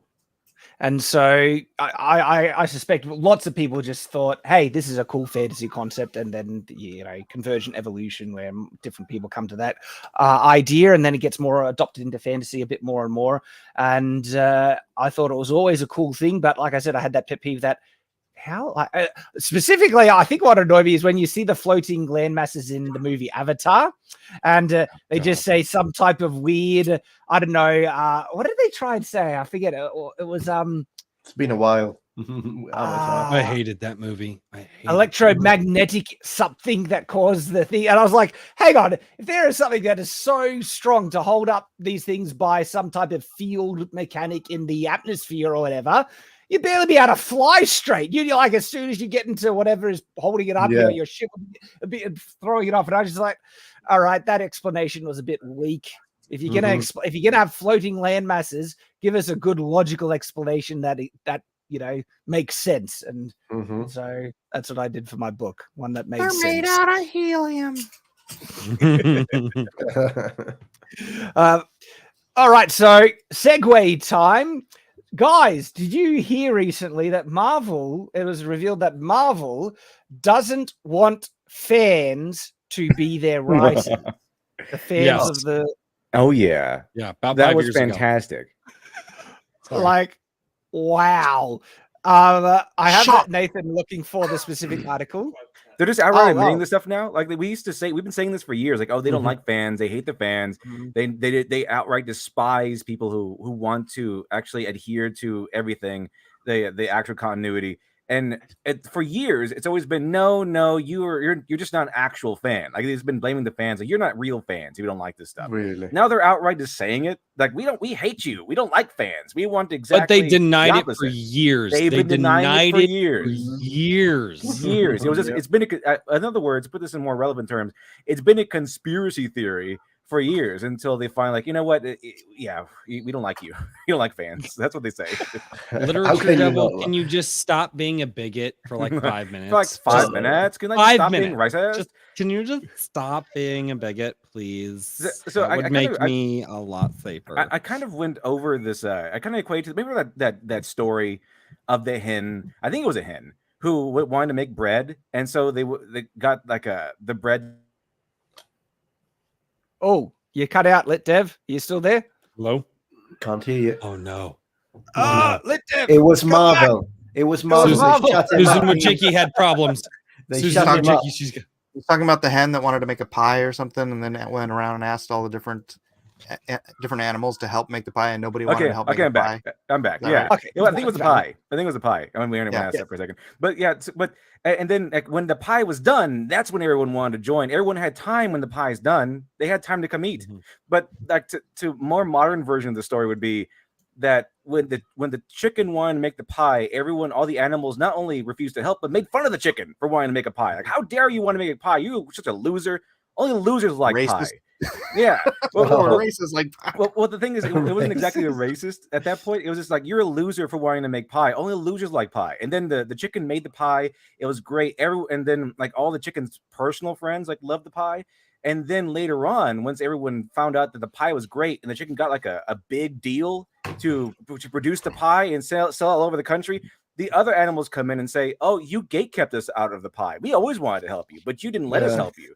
And so they steal the pie away from the chicken, saying the chicken was a bigot, and they kind of just started hating the chicken. They started hating the hen, and then they took over. That's kind of how it goes. Like, gaslighting. I would just say gaslighting at that point. Yeah, you always wanted the pie. Is that an Aesop fable? It might have been. I forgot. It is now. It is now. The chicken who made the it's pie really went famous. funny because I mean, if you go back and you see who the even left, right, center, doesn't matter what their politics are, the best writers for the comics themselves are always the ones who are the crazy stupid fans, right? Yes. I mean, they're like Kurt what's his name? Kurt freaking Busiek. Kurt Russell. John Byrne. I mean, like Frank Miller. I could just keep naming them. Mark, what's his face that everybody hates? But it's because they grew up with it and they know all the ins and outs. Mm-hmm. And they know all the canon, and they know what characters can and can't do, and how characters would and wouldn't act. And when you just throw all of that out, it's like, why even bother making it a Marvel property? Exactly.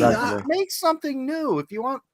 Well, Miss Marvel, I never paid any attention to. I've never had any interest in her whatsoever.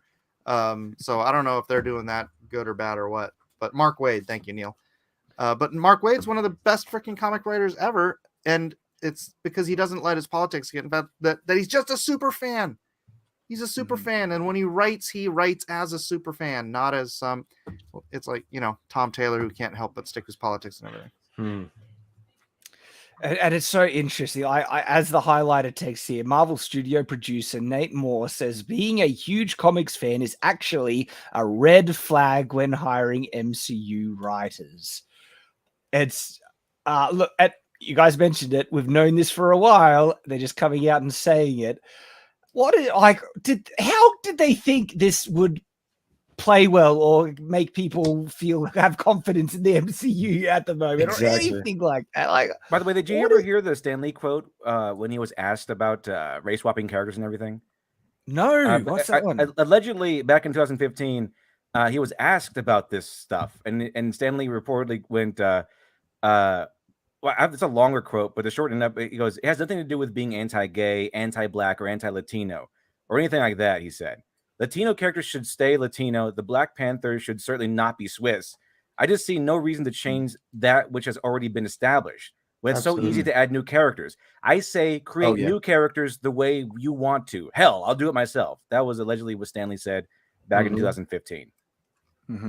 I'll do it myself. Exactly.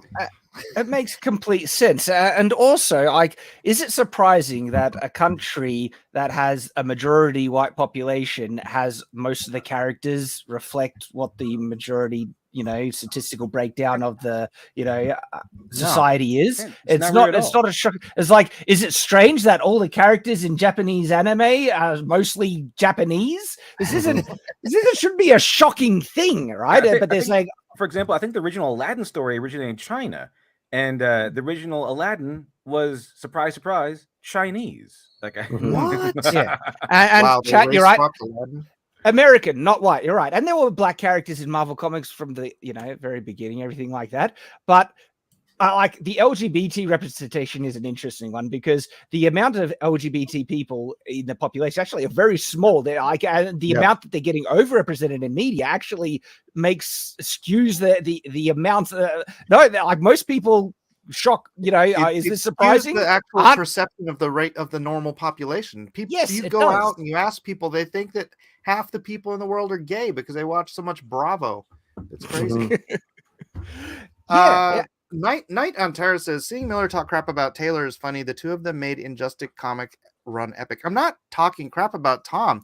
It's legitimately true. I think Tom is Mark Waid level great as a writer, but he can't stop injecting his politics into it, which ruins it. That's not talking crap. That's just reality.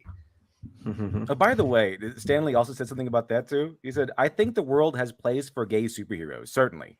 But again, I don't see any reason to change the sexual proclivities of a character once they've already been established. I have no problem with creating new homosexual superheroes. Absolutely. Not changing them. Like, that's what he says. Stanley says this stuff. And Stanley is the guy they always go to justify their switching and their changing and their rampant kind of race swapping, replacement, things like that. When Stanley was there to sell comics. That was his number one agenda, was sell comics.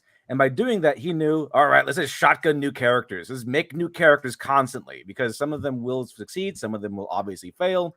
And this is a numbers game. So that's why he was all up with making new characters. He had no problem making new characters. He loved it, in fact. Yeah, that's actually, I agree with that because, in fact, one of my favorite Marvel superheroes is Luke Cage. Now, Luke Cage is black, fundamentally black, and it's fundamental to the story because of where it's set in Harlem.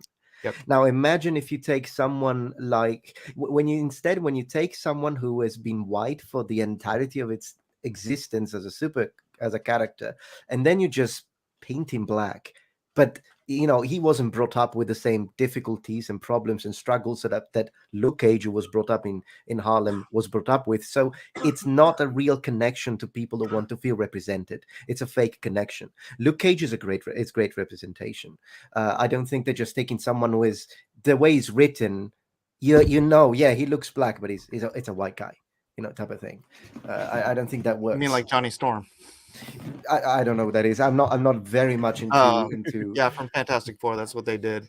He was like the most lily white pasty character, like rich upper class white dude, and then they're just like, let's just make him black. How does that how can you, if you are like a black person who has had some problems, particularly here with, for example, generational wealth problem, okay, how can you relate to that just because people paint him black? It doesn't work. You relate to someone who's going through something similar to what you are, if you really want to, kind of represent that. That's why I like Luke Cage. It's an absolutely, well-made character for what he represents. That's how it should be. Yeah. What happened with Marvel's the same with what happened with Tolkien, right? Christopher Tolkien died, and then they're like, all right, reigns off. Somebody else. It's like somebody who has a business, and then it's like Aldi and Trader Joe's, right? The Aldi brothers they had this agreement their entire lives, and then their children agreed to this agreement where they will divide and they will never compete with one another. And then as soon as that one generation dies that wants to hold to the agreement, as soon as Stan Lee dies, as soon as Christopher Tolkien dies, then the next people who are in control of the property or the business, they just like do whatever the hell they want. Freaking who cares what Grandpa wanted? It doesn't matter. Who cares what Stan Lee wanted? Doesn't matter. We're just going to ram our agenda down everybody else's throat. It's kind of the same thing that happens with businesses. Like the dad will make the business, he loves it, he runs it right, and the son maybe might run it right, and then the grandson is like, "Who cares? I'm just going to do whatever. I'm just going to let it go." By the way, I have another quote for you, from a different creator, Neil Gaiman. I know people don't really like him right now, but I will never surrender my loyalty to Neil. I like Neil Gaiman quite a bit, but he once said, before I guess he lost his balls, but he once said, "Yes, but the fan base are fans, and they like this. They like the source material because it is the source material they like. So if you do something, else, you risk alienating the fans on a monumental scale." But it's not Batman if he's now a news reporter in a yellow trench coat with a pet bat. Absolutely. And I could, there's more I'd like to speak on that, but we do have $100 super chat, gentlemen. Oh, wow. So thank you very much. And it is from the one and only Kikoman. Kikoman. Oh, and so what does Kikoman say? He says, "Did Metatron see the antithesis of Marvel, the great hero from the planet of soy, powered by the #1 Iron Age daddy? Love you all from the bottom of my soy sauce container." Oh, wow. No, I didn't.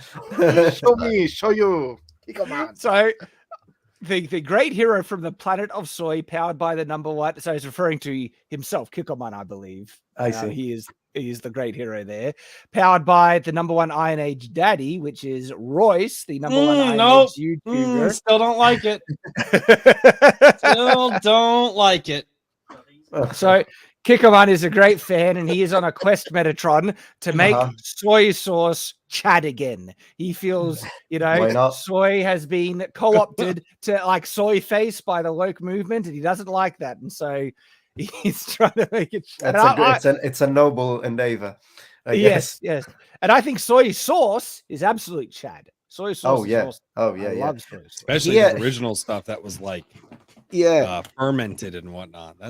I'll tell you though, one of the things that I'm having a little cultural shock here in the United States. I love America, but one of the things I'm having a little bit of a cultural shock is the amount of sodium that you guys consume. Like literally, that's why I've been trying to get like low sodium soy sauce, low sodium beans, low sodium everything, because I'm amazed when I read the ingredients. I'm like, you've got to be joking compared to Italy. Like it's mind-blowing. And we're the land of salt over here. Oh, absolutely. Actually, I think America is more the land of sugar. And that too. When I went over, I've been to the US a couple of times, and I wanted to get some cereal. And in the cereal aisle, it's just like sugar in different shapes everywhere. And for us in Australia, we actually have a wide range of grain-based healthy cereals. And I was after something. We have a thing called Just Right, which I really like, and it's good and healthy. And that was barely anything else. I need to tell you this. So you guys know Nutella, right? Nutella. Yeah. That's an Italian product made by Ferrero in the north. And is it? Nutella is Anyways, got an A at the end. Yeah, it does. It does. No. If it comes from Italy, Metatron has the right pronunciation right there. Yeah, Nutella. Yeah. Anyways, so the thing about it is that I bought it here because that's something we all eat in Italy, of course. And I ate it, and I'm like, it's similar, but there is something different. So I checked the ingredients. 1 spoon. I'm not joking. 1 spoonful of Nutella in America contains 21 grams of sugar. The same spoonful of Nutella in Italy, 8.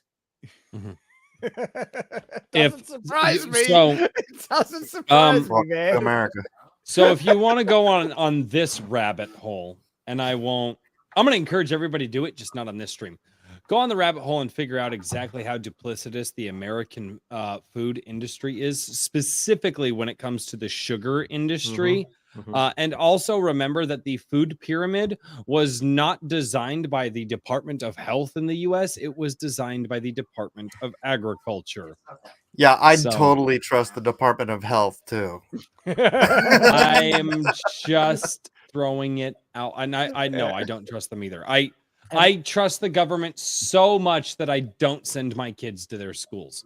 So Exactly. that's where I'm at. So, because I'll say this, right? Actually, I love the US. There's many things I think the US is actually objectively superior to Australia. I like the US. Yeah. I genuinely believe that the US Constitution is an inspired document. Okay, I think that, and I would love it if Australia had something like that to give us proper protection. Like that one right there. Yeah, the Constitution, baby, right there. Don't get me wrong. I do I genuinely love Australia. There's many things that I love about Australia, which is why I'll probably always live here. And one of the great things is the Australian culture. And it's hard to try and describe what the Australian culture is, and I genuinely love it. But the other thing that's great about Australia is our produce is actually pretty top tier. Our food is really good. The only good produce in America is if you grow it in your own garden. Outside of that, just about everything store-bought is garbage. As I'm in California. Where are you, Royce? Northeast Iowa.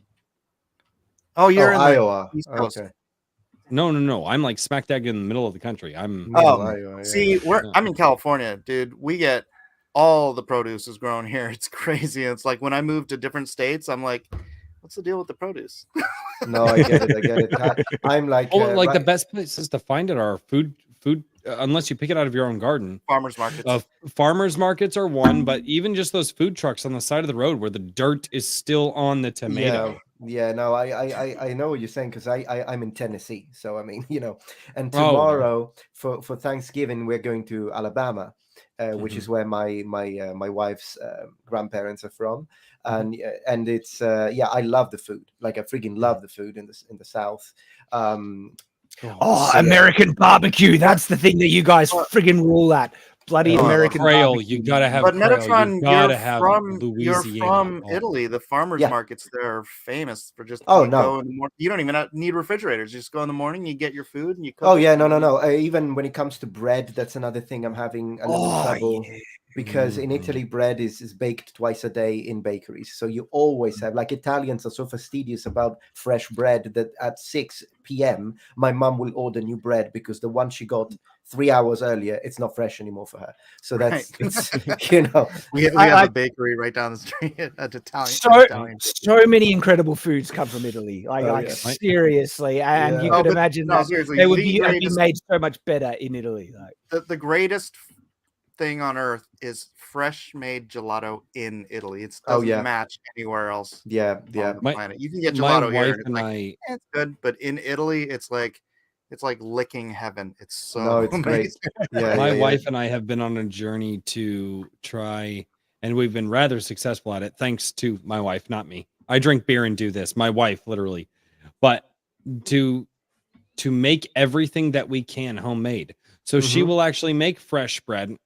And in order to make sure that we don't have to go to the store and buy bread, she'll make loaves and loaves and loaves of it, and she'll vacuum seal the bags and seal the bread and freeze it. And then when we take it out and we unfreeze it, the bread, I mean, it tastes almost fresh, but it's made from scratch here at our house. I love that. I love that. It's so good. It's a good skill to have. You never know. Oh yeah, it's a good skill to have. It's interesting. Also, the reason San Diego has the greatest Mexican food on earth is we have a tortilla factory here that supplies all of the restaurants with just the best.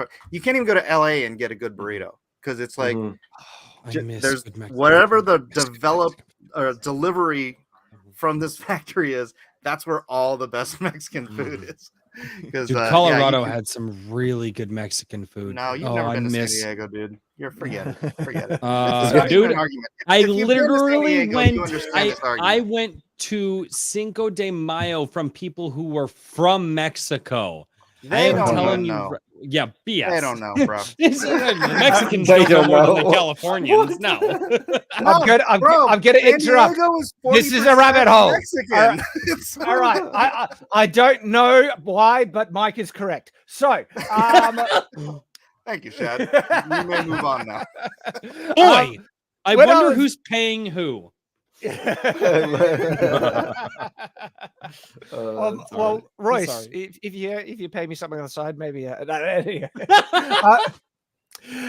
so funny when I was talking about the comparisons between US and Australia and everything, because on my browsers based in the US, there's an election in Victoria at the moment. I'm getting spammed with all the election ads and everything. But that guy right there, friggin' Dandry, that's the guy that was pushing the lockdowns, pushing the two-tiered society where people who were unvaccinated were losing their rights and all that crap. That's one of the things that I respect about the US is that they got the Constitution to protect against stuff like that. And anyway, it got pretty bad here too. It took it took significant pushback from some of the states to. But I'm in California, so I got kicked out of a grocery store for not wearing a mask. It's like, yeah, I'm like, you're all sheep. You're sheep. Well, it got bad in Victoria with like police oppression and police overreach and suppression of protests and things like that. Like suppression of political protests, where they were fine with certain other protests, like the BLM protests. Yeah, we had BLM protests in Melbourne, right? Perfectly fine with that during COVID, but of course, protesting the lockdowns. Suddenly the police are friggin', like Empire stormtroopers and actually protests in support of the government will always be supported by the government. Gosh. Anyway, I'm getting sorry for going political, people, but I'm getting spammed with these ads everywhere. You were one of the people that I thought about because I watched your channel, you and a couple of the creators that I've watched for years, and I'm like, how are they doing with all this? So we're seeing the news coverage, and American news coverage is so freaking skewed. And so the question was like, is it really that bad or is it not that bad? But I was always worried, like, if I just see Shad just disappear and he doesn't do YouTube anymore, I'm like, they got him. I was darn lucky for living in the country during it all. And we had the Shadlands as well. And so even on like heavy lockdown, I had justification to go to the Shadlands because as part of my business, I got to make sure the property is still kept and everything. And so as a result, we were pretty, there were people that got it far, far worse, especially those people in the cities during the lockdowns. It was a nightmare for so many people, so many people's businesses. Anyway, sorry, I'm going down. Cities are bad. Get away from cities, people. Very interesting pattern here. Even in Australia, I mean, the further away you are from big cities, the less tyranny you tend to experience. Get some land. Land is freedom. Get some land. I like that. Oh man. So. Well, I want to read this guy's quote, and then we've even got more subjects, but depending on, everyone's availability, we could keep going forever, but there's still subjects we can cover. But look at what he says here. So he says, for me, one thing I think is interesting about Marvel's process, and specifically for writers, I would say, a lot of times we're pitched writers who love Marvel. And to me, that's always a red flag. Because I go, I don't want you to already have a pre-existing idea of what it is. Like, sorry, really? What?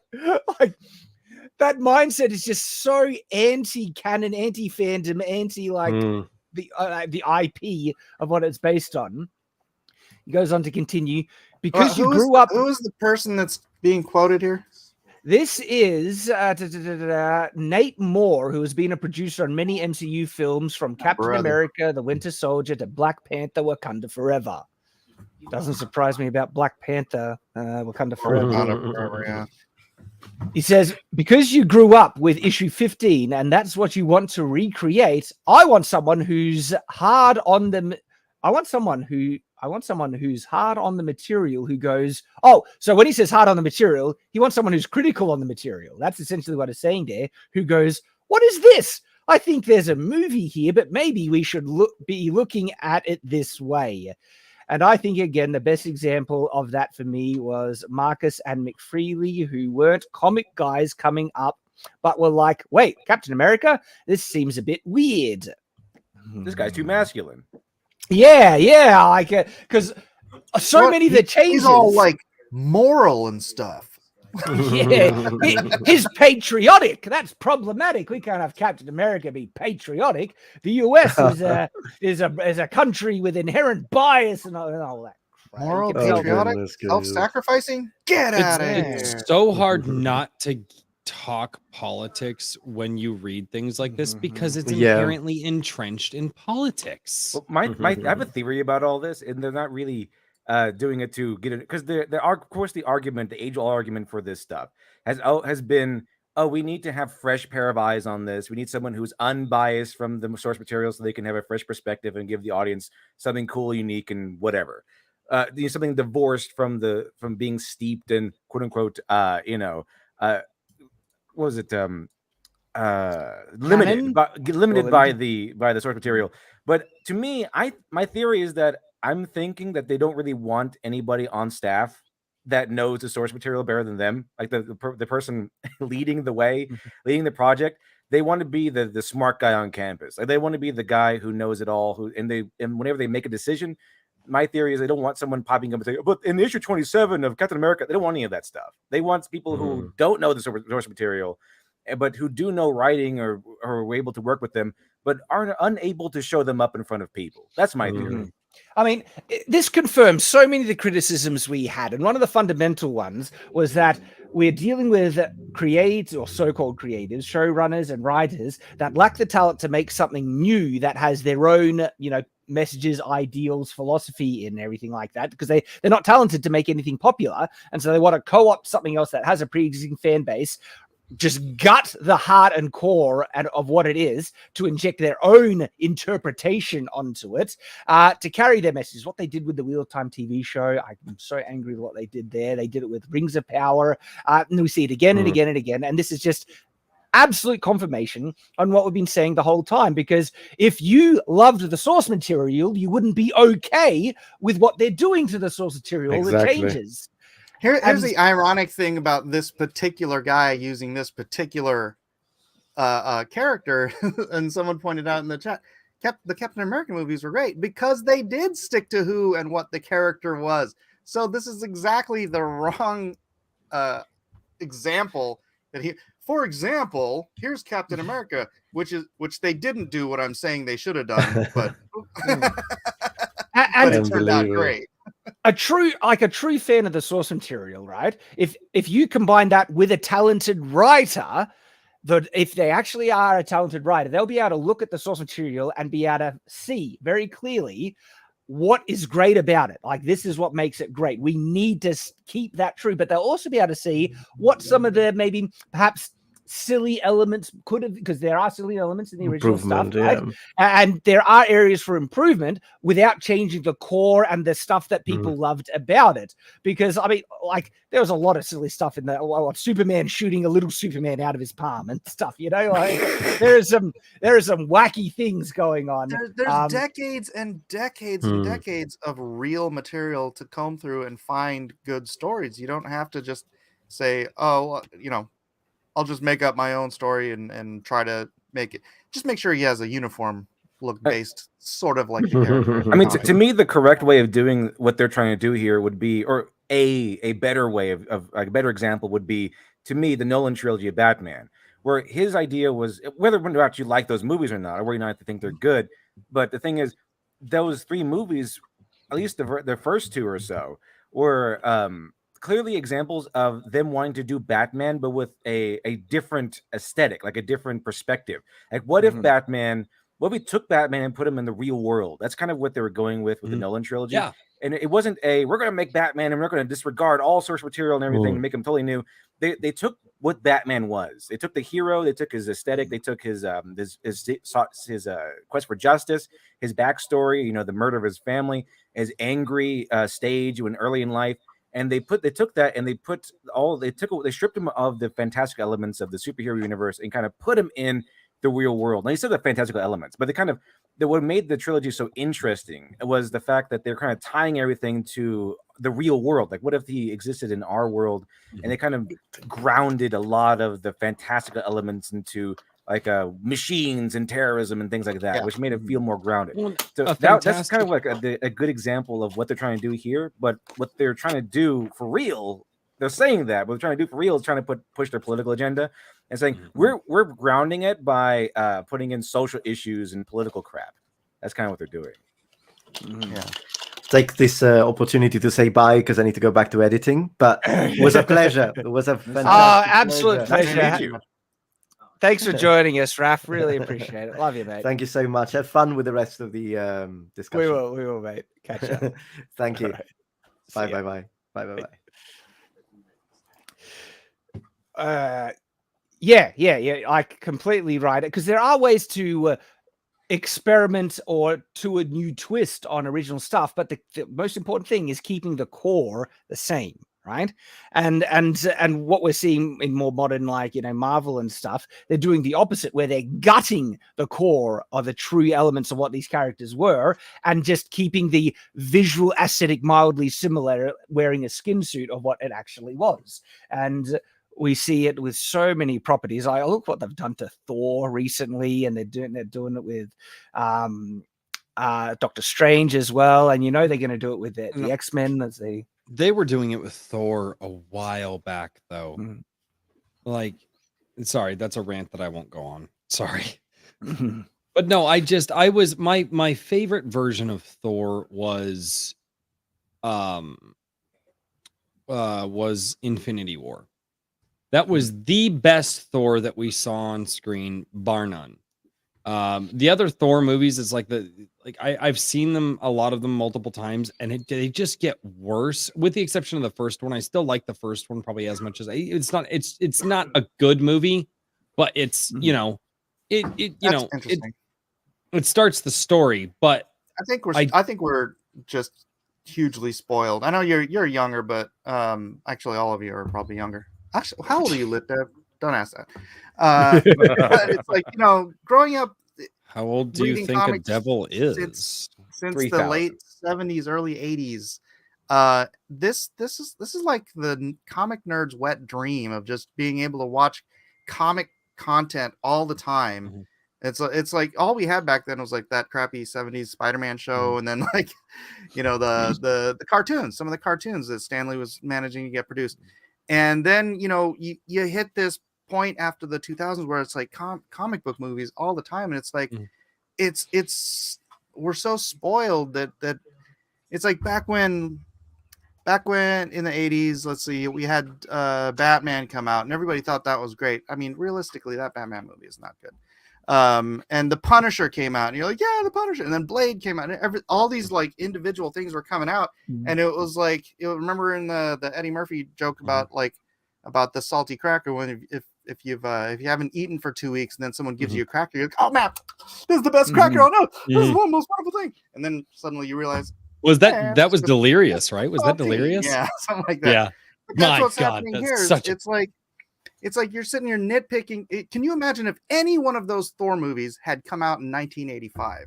Holy crap! No, it would have but been and they would have best comic book movie of all time. And now you're not wrong. I don't know. Love and Thunder is pretty bad. Not that one. Best comic book movie of all time is Sam Raimi's Spider-Man 2.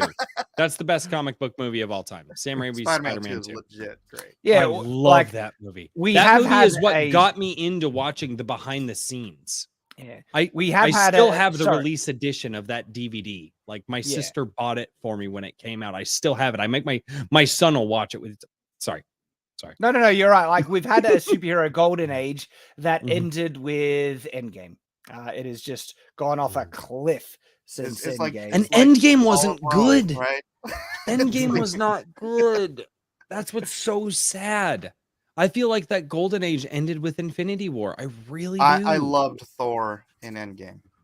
Did you? See, a lot of people hated what they did to Thor. I know a lot of people that hated it, but you know what? I felt like that was such, and I know people go, oh, I don't want realistic, I want superheroes. But I'm like, bro, Thor blames himself, and he legitimately can blame himself for the death of half of the entire universe. That level of grief is incomprehensible. And the fact that he would just shut down and become a freaking dad bod. They could have done. I don't like. They could have done that, but alcoholism and depression with. But they played it off as a joke. They played it off. I don't as a like joke, that. And they could have done something far more sincere about his. I enjoyed it. And now make him a depressed alcoholic. Go for it, but don't treat it like that.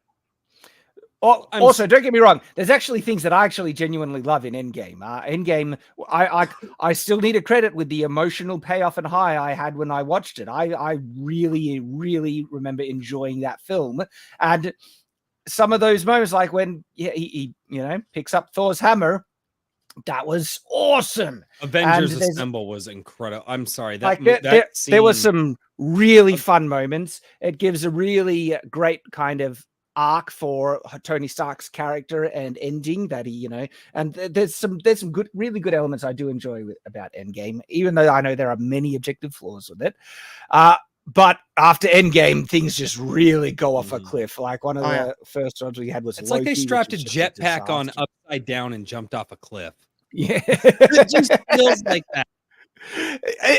It's like they could not have assassinated these characters and destroyed the MCU with greater efficiency if they even tried to do it. Because I have a feeling if they went out, who knows, maybe this was their agenda, right, to do it, because it's so systematic and precise in all the destruction of these characters. It's like it's intentional. Post Endgame, yeah. I think that the greatest thing I think about Endgame was Marvel totally read the room on Captain Marvel, and they're just like, that was great. And he backhands her, and she gets yeeted off the screen. The power punch, I actually really cheered when she got just power punched off screen and yeeted away. Because the reason why, she was like, they were playing it up like she was going to stop him. And I was like, don't you dare give this imposter bullcrap character the win. Don't you dare let her kill Thanos. And Thanos just boots her away. I'm like, yes! That was a satisfying moment. Getting worried. Yeah. Finally, finally she gets some comeuppance here. Oh, you just, every time you see that scene, you just think, begone, thought! Yeah. Remember that scene where the Hulk kind of takes Loki and kind of bashes him around. It's like puny god, the puny god scene. I kind of wish Thanos had done that to Captain Marvel. That would have been hilarious. Oh, yeah. Well, that could have been a funny callback too. That could have been like the ironic callback to when that happened. Like puny Earthling or something like that. Mm-hmm. Yeah, that would have been great. No, I don't even know you. And just on the note about Marvel losing faith in Captain Marvel, you saw the interview where they asked if Brie Larson was coming back, and she's like, I don't know, does anyone want me back? I was like, not only has Marvel read the room with that one, Brie seems to have read the room like, you were incredibly unlikable. Like, I don't need some white guy telling you, like, off screen. Oh man, she was awful. And so that's what you get. You be an awful person. No one wants us to watch your flipping film or, see in the future thing.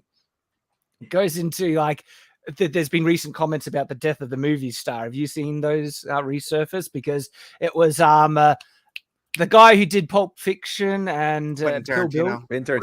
He came out with a quote saying that Marvel. Oh yeah, I saw that.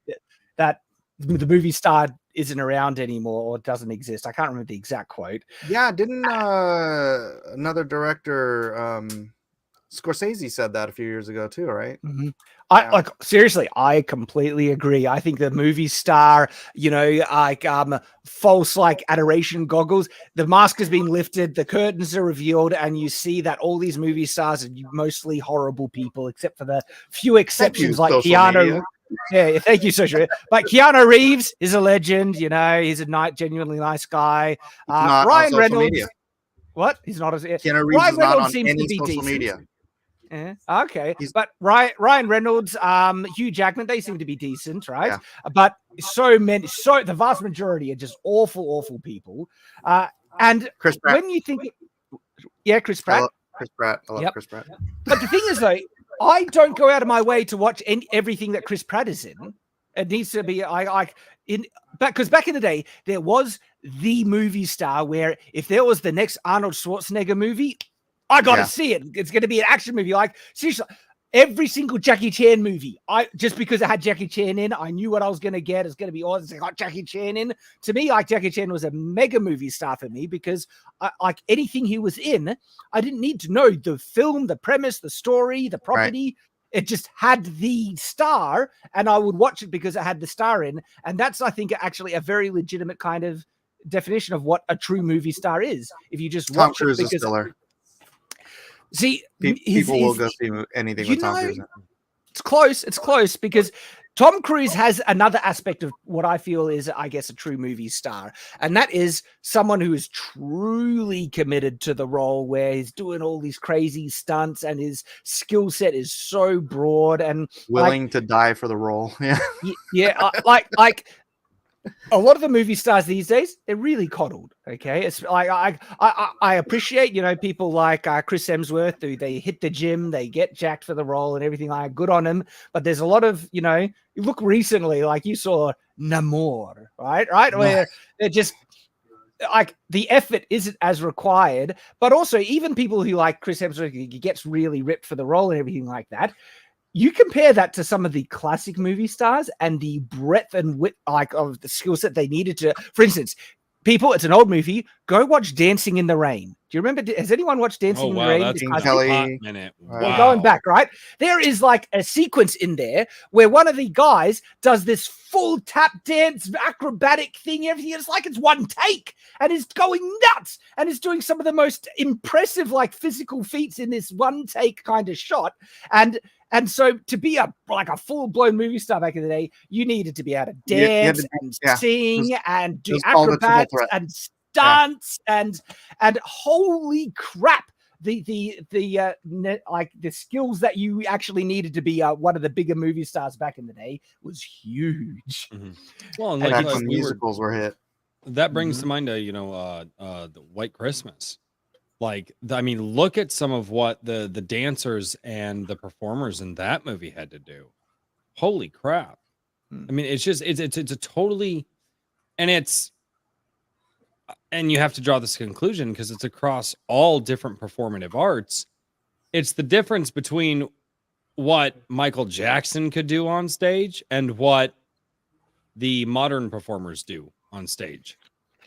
And it's radical and it's noticeable, and there are and it seems that as these generations go on and technology gets better, we're seeing diminishing returns because we're seeing the reliance on technology and things that can kind of get you over the finish line versus your own ability to become more than what you are. There's some great fight scenes even in the modern, but a lot of the recent fight scenes where they just, CGI it or things like that, and they cut corners and pretty pathetic and stuff. Where compare that to, again, Jackie Chan fight scenes in his prime, where, man, so good. People go watch Legend of Drunken Master. Like the level of stuff he pulls off in that is just like, what? It's amazing. And it's like, it makes the film watch. Like, I would watch the film just for those fight scenes. Even bad acting, like the fight scenes were so good that it's a success based on the quality of just the fight scenes. And that I feel the same way about Jet Li back in the day. Watching Jet Li on screen, holy crap, that guy, just awesome. Yep. Oh, and so they're like. And I'm not trying to downplay, because some actors really do commit to roles and they, go through heaps of training and preparation and stuff. And good.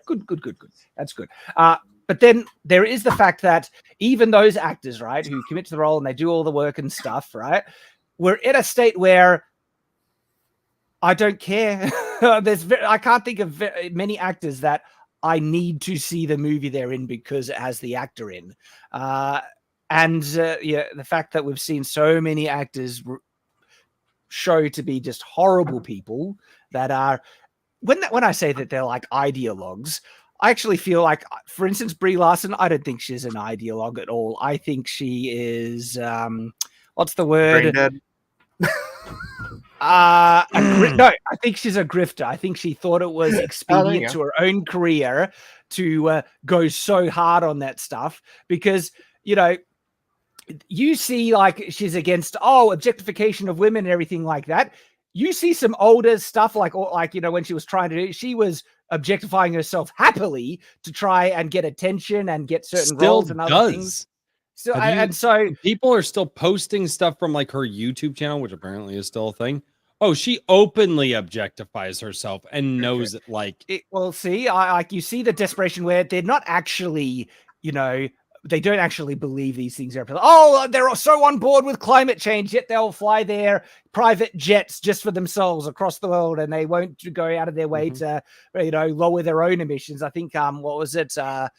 Leonardo DiCaprio. He's like, wasn't he the guy that flew his own private plane and then went to go pick up some friends with his private plane and then went to go get his like environment award or something? Something like that. I like, you see the hypocrisy, and if they actually were ideologues, like they say, like true ideologues, like their behavior doesn't match it. And so for me, it feels like they're only doing it actually because that's what their agents are saying. Oh, you have to believe these things, even though that's actually not representative of what most people in the world believe or want to hear or anything like that. And they've been there's another aspect to the movie star thing. It's like you mentioned Leonardo DiCaprio. People generally will, if they're Leo fans, they will go see all his movies, but that has a large part to do with the fact that he's so selective about the movies that he does, right? It's like you might love Nicolas Cage, but be perfectly happy skipping 90% of the films he's in, right? But then there's guys like Leo, there's Tom Cruise, and there's Brad Pitt. I think maybe, but there are so many recent Brad Pitt, Leonardo DiCaprio things that I haven't even bothered to look at. Like, but are you fans of them? Like, are you a fan of them? I think they're good actors, but I'm not like I have to watch the Leo DiCaprio film. They do have that rabid fan base. Yeah. You're right. They like Brad Pitt, especially. Yeah. But still, like, who watched Look Up that had Leonardo DiCaprio in it? I remember that, did anyone ever like? I think I tried to watch it and I gave up. Like, this is so boring and unfunny and that's just the cringe. one with the comet, right? Comet, it's the comet one. Yeah. It was supposed to be a comedy and it's not funny. It's just cringe. It's a bad movie. It was not great. Bullet Train was great. It was supposed to be a comedy? I didn't know. It was actually supposed to be a comedy. I actually did kind of like the movie. I enjoyed it with my friend, although I did have a good amount of beer watching it. That might have helped. But I had a good time watching it, I will say. But do you like the end when they get to the other planet? Yeah, that was hilarious. That part was really funny, but I didn't see it as a comedy. I just thought it was like a really funny thing that happened. The leader gets her comeuppance. And I thought it was kind of funny that the first female president would lead to the destruction of the earth. That was kind of funny in the movie. Because she was canonically like the first female president. It's like, oh, the earth is doomed.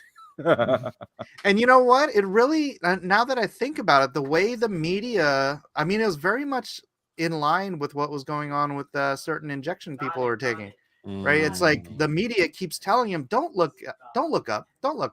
And people that are telling you to look up, they're conspiracy theorists, right? And there was this whole thing. And I don't think they even intended to do it that way, but that really did play very much into what has been going on these last couple of years. Well, it's so funny. It's why when all of that was going on in the world, my buddy and I kept talking about Captain America, the Winter Soldier, because that movie has heavy notes of everything that happened in the real world of just a few years ago. Like, we're still coming out of that. And we were just like, wait, this movie made $1 bajillion. It's one of the most well-loved of all of the Marvel movies. How do people not see this? And it's... I'd have to go back and watch it again. I don't think I've watched it in almost since it came out. It's got some good notes in there, but for instance, how many people out there, going back to the actor thing, how many people out there are going to go to a Chris Evans movie now? Like, oh, that's funny. I'm sorry, Austin Wood says they intended to satirize global warming and they failed. Yeah, because it really read more along the lines of the injection thing. Yep. Well, I like the one of the things I liked about the movie was the idea of them having this really important piece of information that could lead to the destruction of the earth. And what do? They take him to the White House, but they kind of just wait there all day, and they actually see the president, but she's like just walking around past them. She's more occupied with her birthday party than listening to this important information that could lead to the destruction of the earth. And then like, oh, come back tomorrow. So it goes to the idea that we are more willing to focus on like needless things that aren't really all that important than to actually look at important things. Because they're boring or unsatisfactory to our worldview or whatever. So that was one of the things I like that they pointed out about it. About one of the commentary points, that and the fact that, oh, we're going to destroy the meteor, but they're like, wait a minute, we can actually mine the meteor for stuff, so we're going to just scrap this project, and we're going to go in there and we're going to start mining things, and then that causes it to be too late and doom the earth and stuff like that. Segue time again, because we have limited time, but I found this to be quite funny. It came across my radar this morning, and it's good old Kevin Smith. Oh yes. Have you guys seen this? Oh, it's What's he crying fantastic. about now? Oh, just He's crying wait about. till Is it the one where he's crying about people crying about him crying yeah, about? So I'm sharing this. I'm not sure. I hope my audio is on. Actually, I'm not sure my desktop audio is shared. Nathan, you might need to. Can you guys hear this? Unfortunately hear it? not. How do I share my audio on the But desktop? he's essentially Okay, crying about people unshare it. complaining about him crying. It's Unshare it, then hit fantastic. present again, and then when you present it, make sure you hit the bottom left-hand corner says share audio. Okay, so present, share video file, share camera size, go share screen. Share system audio. I see it. I got it. Yep. Share system audio, share. So let me tell me if you can hear this now. Did you hear that? No. I might need to share a different screen. Was the audio on Twitter? It was on. No, I could hear it when it went up. And so let me share screen, share system audio. I might just have to let me see, because like when I go to share a specific window, it doesn't give me the option to share the audio. Oh, there's share audio. Okay, so if I go share a Chrome tab, let me see, Twitter. Okay, that's the one. All right, you should be able to hear this one now. Can you hear? There's some chick Okay. named- All right, so you can hear that? Mhm. Everyone's Yep. muted, I think. Yep. Okay. Yep. All right, ready? Listen to this. This one is Turn the volume. hilarious. Make sure the volume on the tab's all the way up. All right, ready? There's some chick named That Star Wars Girl or something like that. And she wrote this fucking screen. She was like, "You're always doing this." And she ended with, "Be a man." And I was like, what the fuck? I've been struggling my whole life not to be a man. Yeah. Grown up fucking teenager. and Not to shit. be the version of a man we thought was Exactly, the man that she was suggesting that yeah, I'd be. It's- like our dad's generation. who Or didn't fucking cry. No. Although my father cried. There's That explains a lot. I've been trying my whole life not to be a man. Like, oh, come on, really? Like, he said that with such pride. Be a man. He said that with such pride. I've spent my whole life trying to be a kid. He said it with such pride, and like, oh, I'm better than you for trying to not be a man. And And so here's the thing. All right, let's try and like they're actually straw manning the thing where they're trying to say the masculine standard of men shouldn't cry is a toxic thing that and it's straw manning because it's actually disregarding the actual truth behind the statement men shouldn't cry. Because guess what? I tear up when it's appropriate. Okay, when I get really passionate about something, when I think about my children, the sacrifice of the men in World War II, that always hits me right in the heart, and tears come down and stuff like that. And so I actually don't have anything against guys crying, right, when it's appropriate. The standard about that men shouldn't cry is that there are times when crying is not the right thing to do, where you need a man up. Sometimes you are man supposed up, to okay? be in control. Yes. And for people who are just crying all the time willy-nilly, like that's one of those things. Because I actually, funny thing is, so if you listen to Nick Rekieta, how many of those? Shad, are you familiar with the man? I think I love Nick. Nick's hilarious. He's awesome, great. yeah. Oh, dude, I love Nick. But my wife and I listen to a bunch of his shows. And Nick, and I don't know if he's being hyperbolic in a show just for showmanship's sake, but Nick will say, men should never cry, like unless privacy of their own room, never cry like in front of your wife, this, that, and the other thing. And there have been once there was a serious death in the family, and two, I literally thought that decisions in my life were going to drive my wife away with my kids. There were like a couple instances in our marriage where I cried in front of my wife, and I was like, "Hey, babe, question: is that a bad thing? Did that make you think less of me? And my wife was like, no, I've dated sociopaths, and had you not actually done that in front of me, I would wonder if there was something wrong with you and if me and my children were safe around you. So there is actually a balance here. Of course. And it's called being in control.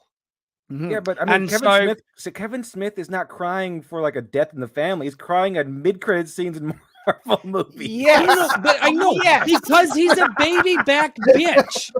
Yes. Kevin Smith, he posted it recently, like a cry face from having watched Wakanda Forever, I think.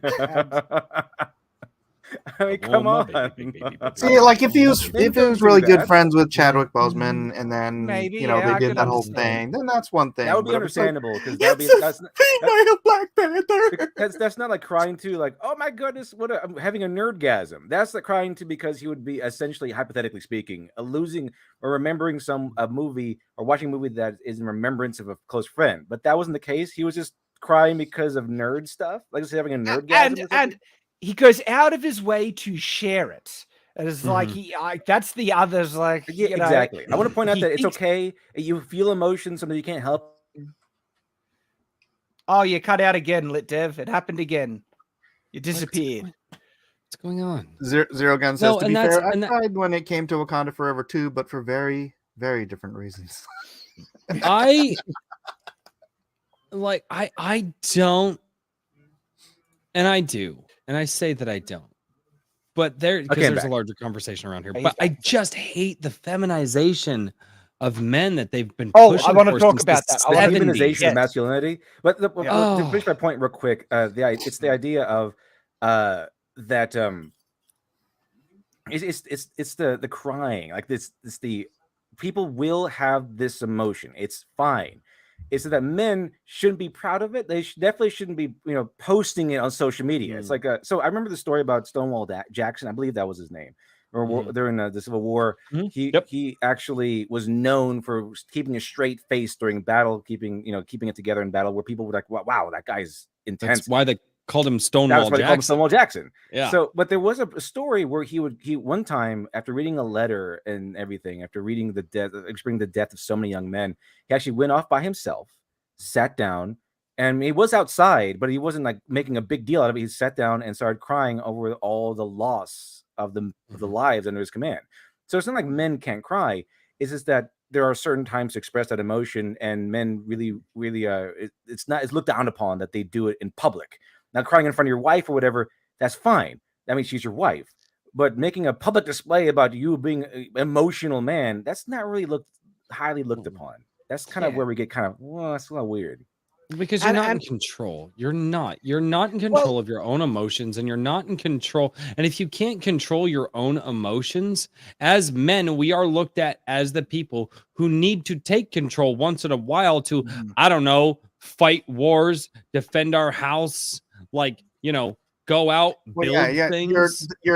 It's like the basic concept of manhood is fatherhood, right? And when your wife and your children look to you, you're the structure that holds the household together, right? Your strength and your ability not to be overrun and overwhelmed by emotion and be tossed to and fro with the waves of like your freaking. And this goes the same with anger. Men who cry and men who get angry all the time are the same. Men who cry all the time and men who get angry all the time, they're the same.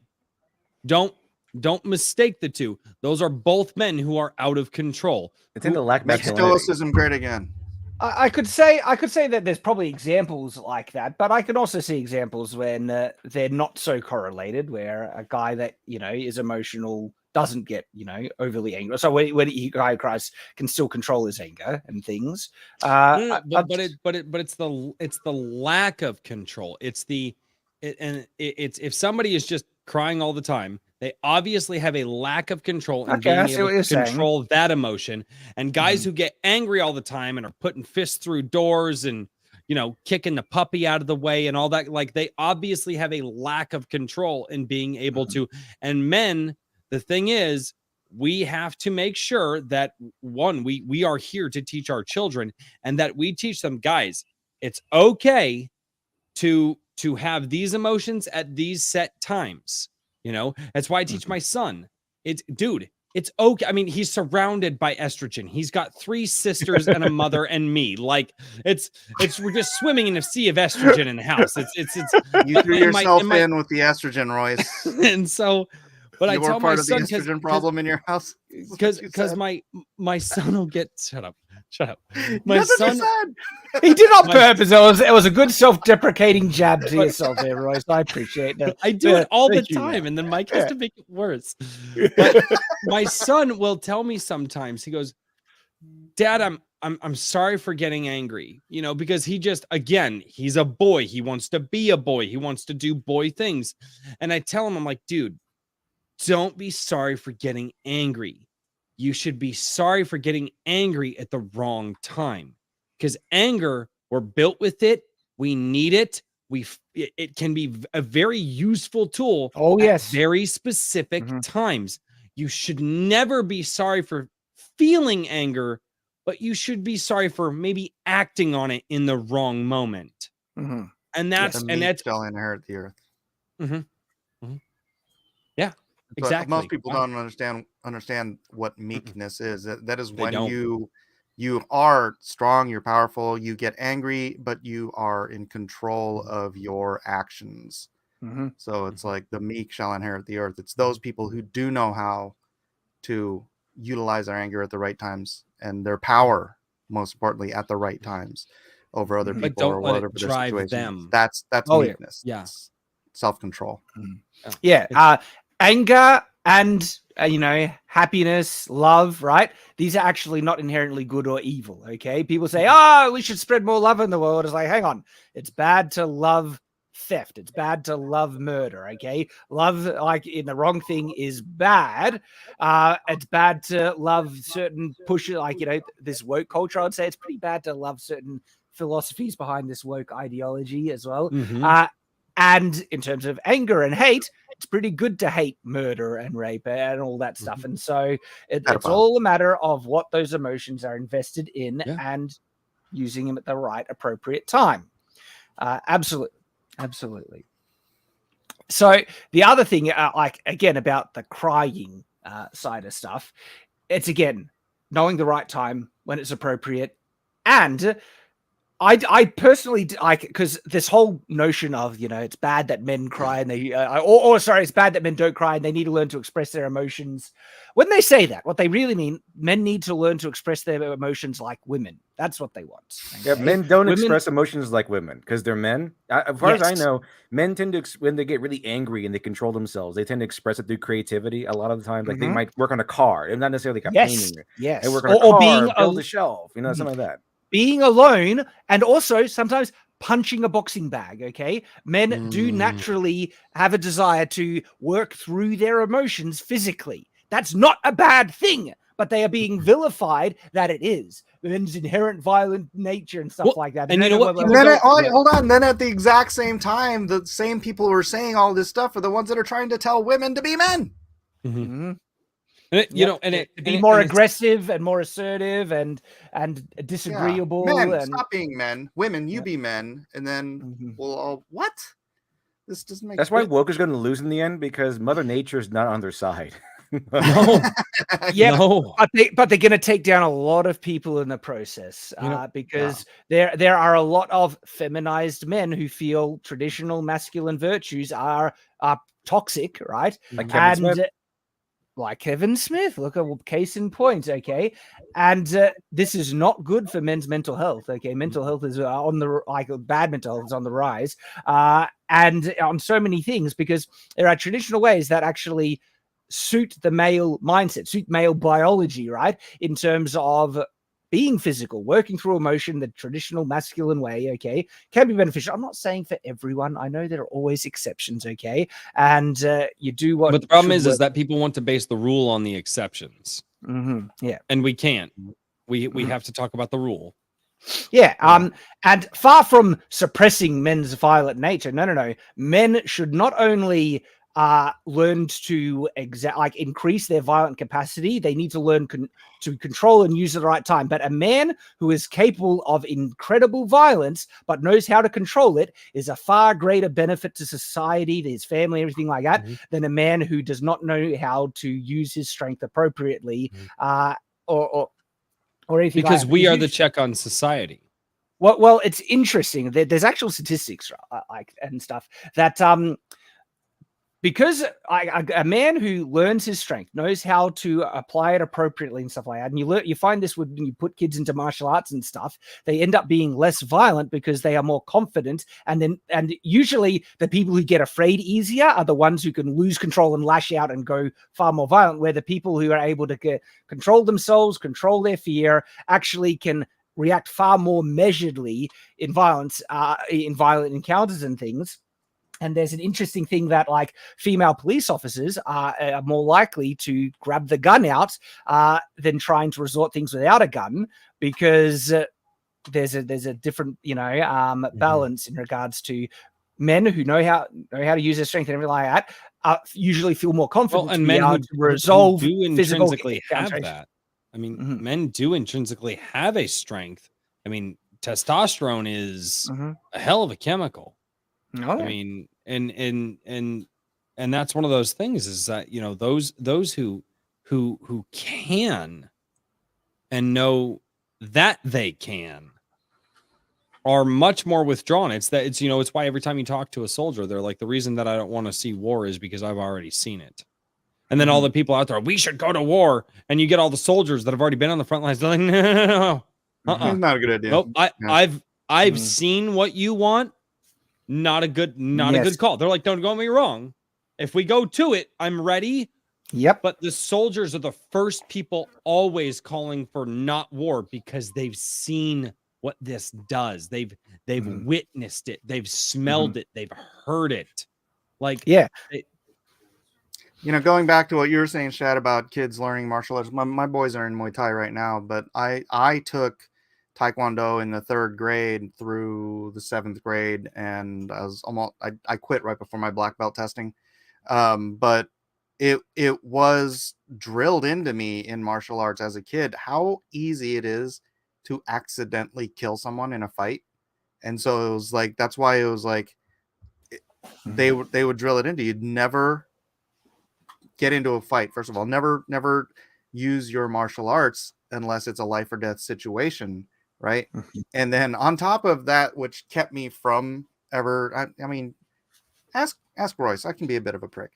So I probably should have been in a lot more fights than I was, but it kept me out of fights from that degree. But it also, because everybody I grew up with knew that me and my brother took karate when we were kids, nobody ever messed with us anyway. So it's like this double pronged keep you out of fights thing. You're the only kid in your school that literally knows how to fight. You're never in any fights. It's like, I genuinely. I remember two different kinds of violence that men can do, and it's depicted in movies and things like that. Where you have one where of course the guy is outrageously the jerk, the bad. They're usually the bad guy in a bar. He starts, you bump into him, he'll start punching you or something like that, like that sort of thing. That guy is like outrageously violent. Then you have one of my favorite series that became a show recently, which is Reacher. I read the book series, really cool stuff, really masculine kind of character. He's not a hero. He's kind of like maybe anti-hero. He's kind of more neutral. But thing is, his sort of when he goes into violence, he's like, okay, are you sure you want to do this? Okay, here's what's going to happen. I'm going to knock 3 of you out. Okay, and the 4th one is going to drive the other 3 to the hospital. That's kind of how it goes. So if you really want to do this, so he's warning them. It's measured. I'm going to commit violence, but only if you press it further. I'm giving you a warning. Okay, here's the warning. If you keep pushing this, I am going to beat you without mercy. That's kind of what Reacher goes with. He will do that in 7th grade, lit. This kid Danny, I don't want to talk about it, but it was like that. I was laughing at him because he kept getting stung by the same wasp who was like chasing him down the street, and because I was laughing at him, he wanted to fight me, and I'm like, bro, no, you don't. I'm like, and I totally tried to talk him out of it, but he wouldn't listen. So I'm like, oddly enough, that story, the when Reacher does that, that's a real story from Lee Child during his childhood. Because he told a story where he was running I think he was running home to his grandma or his parents or whatever, and there were bullies in the middle of the alleyway. And he did that exact thing. He's like, okay, I'm going to, 2 of you are going to be beaten, and then the third guy's going to the hospital. And that's what happened. He did that for real when he was a kid. And so he wrote that into his book. It's pretty cool. It's good stuff. Yeah. So genuinely, it's actually a virtue for men to understand violence and know how to control it, and the control is the most important aspect of it. But a man who is capable of extreme violence but is only ready to use it when it's necessary is a virtue. That's a masculine virtue. It's something that should be encouraged in men because it makes them more capable to protect society, their family, when it's necessary. The greatest tool to defeat bad men in the world is good men. And oftentimes, I can foresee like men who don't understand their strength, haven't cultivated their violent nature, can easily more resort to violence. Like we see it with Antifa and all that bull crap and all that stuff where, bike locks. Bike locks. Right? Oh my God. Where they don't respect the strength they haven't cultivated, but they're these weak, effeminate men, but you do see them lash out violently because they don't have it. Well, they don't control them. There's a whole number of things, right? And so I hate those incidents do make for great shorts on Twitter. Steve Inman when he does. You ever watch those Steve Inman shorts? I've seen some shorts where it's been like these pathetic, Antifa, soy boys going up against some of the guys from the Proud Boys, and they're these pretty sizable guys. And okay, you gotta go. I'll share some stuff with you later. But this guy Steve Inman, he does these announcer, he's on the side of a boxing ring. Shouting out what's happening with the the soy boy gets his knocked in. It's so and the soy boy gets his teeth knocked in. I'm not saying that out for Peter. And I'm not saying there aren't tough people that are amongst the the Antifa group and everything like that. But anyway, this whole pushback against traditional masculinity that Kevin Smith saying, "I'll be trying not to be a man." It's like, oh my goodness, dude! Why'd you say that so proudly? Yeah. Dude, that's because they don't understand what manhood is. There is this distorted worldview right now that manhood is literally only embodied by those who are in prison for the worst things imaginable and I don't understand it.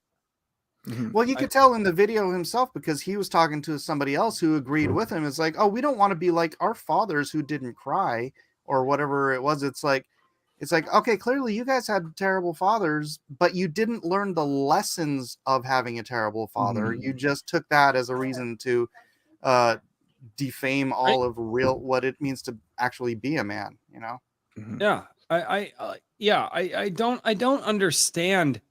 What is it about the crying thing that they latch onto? What it's the virtue men traditionally are not as expressive emotionally. They don't like talking about their emotions as freely as women and other things like that. And it's because men traditionally internalize their emotions. And so what happens when we're going through a tough time, men traditionally want to be left alone. Let me work through it. Let me go do something to work out my frustrations. Let me go build something. Let me get the power build tools something, out. punch something. Like for me, when I'm emotion where I'm burnt out, my emotions are up over my limit, I need to be left alone. I need peace, quiet. Let me play a video game. Let me unwind. Let me de-stress. And this is such a wonderful thing to learn when you get married about the difference between men and women and stuff like that. Women, they need to talk about stuff.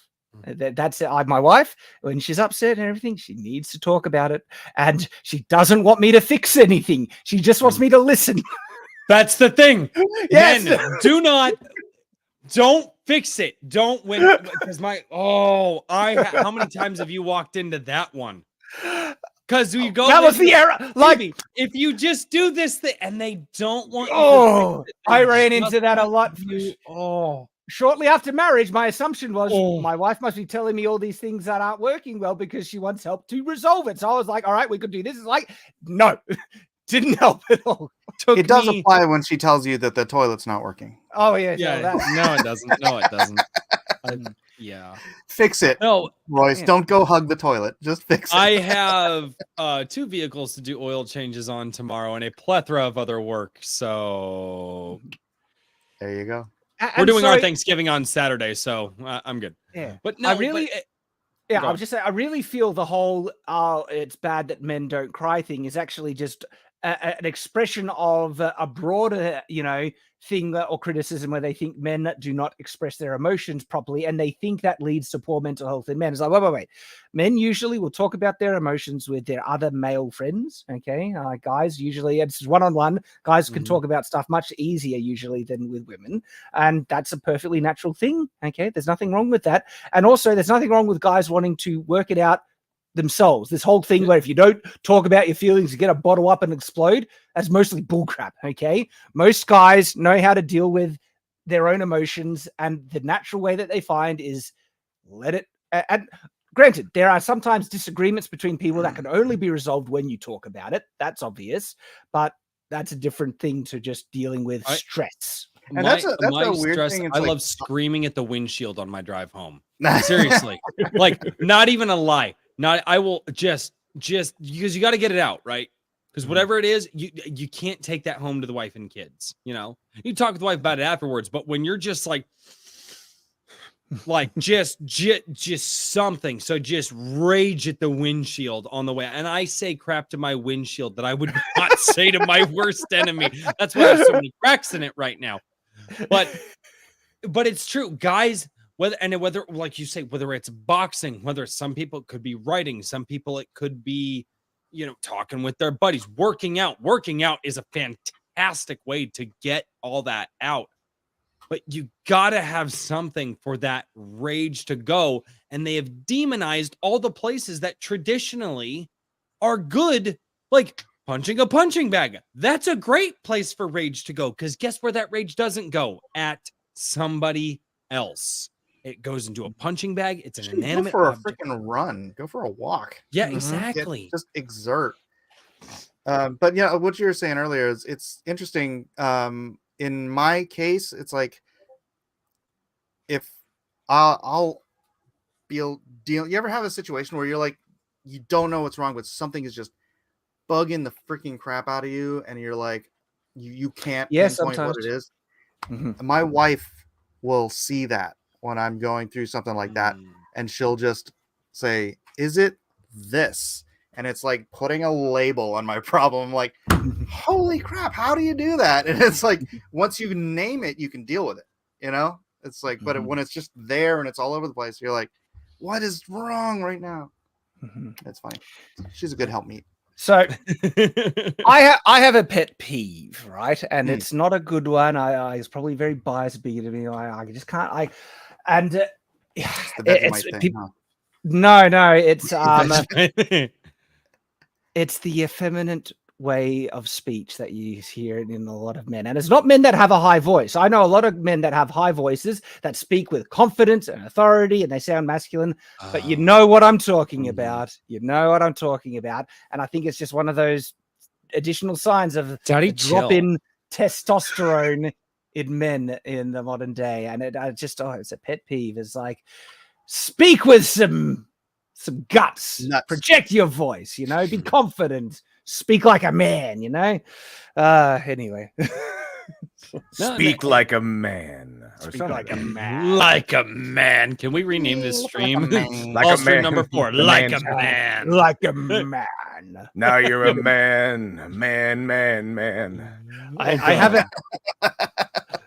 I have like an epic manly knight voice that I want to say for like the Night's Watch trailer, where it's like, the Night's Watch shall go forth boldly, nobly, and undefiled.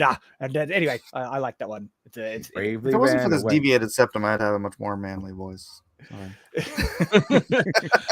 The Night's Watch is all that you will ever need as a man. It's the night watch. Men. Reminds me of Men in tights. yeah, manly men. Now we're So, going to we're going Mr. off into I'll the make weeds, a but man anyway, out of you. just so interesting. And the criticism mainly people have with Kevin Smith is like, you're virtue signaling, you're crying over a crappy Marvel film, and it doesn't look good. It's like, but he I does get it it over all of them. It would be different. It was like if it was a once in a while thing and not like an everyday. And you were like, wait a minute. And you were like, well, the last thing that he cried about was a while ago. It cries at everything. But it's like it's everything. Yeah, he gives his marketing seal of approval by crying at it or something. Like, dude, that's how they're being paid to cry. I like my theory is that he's being paid by Disney to cry at everything, and so he gets some onions or something like that and cries or puts fake tears or something. He needs to try and regain some of his masculinity. Kevin Smith, go chop some wood with an axe and post a picture of that or something, you know? It's how he rates movies. Kevin Smith gave Wakanda Forever 5 tiers. 5 5-tier review. I need somebody to Photoshop the Little John tears, but on Kevin Smith's face. Little John. Yeah, Little John. Let Dev please tell me I'm not alone. Please tell me that you understand what I'm saying. Oh, you mean the ones on his face? The one he has tattooed? Yeah. Okay, thank you. I don't know who Little John. Of course, those tears are different. Because you're old, it's fine. Yeah. And to wrap it up, we'll summarize. Of course, it's perfectly fine for guys to cry, especially when it's appropriate. All right, they shed the tear when something touches your heart. That's there's nothing wrong with that. But there are also times when no, you need to suck it up. You need to be the the kind of strong person for that people can latch onto for stability and stuff, and especially like pain, physical pain and stuff. Like, don't cry if you get a boo-boo and everything, and that's one of the things you teach your sons. Like, all right, there's pain in life, you need to learn to deal with it. All right, crying about it isn't going to achieve much. And that's somebody mentioned Jordan Peterson is crying at the drop of the hat, but I think that's something different because Jordan Peterson is so intimately. I mean, it's been his job. He's very, very intimate with the things that really affect people on a emotion, not just an emotional, on a primal level, like things that destroy people's lives.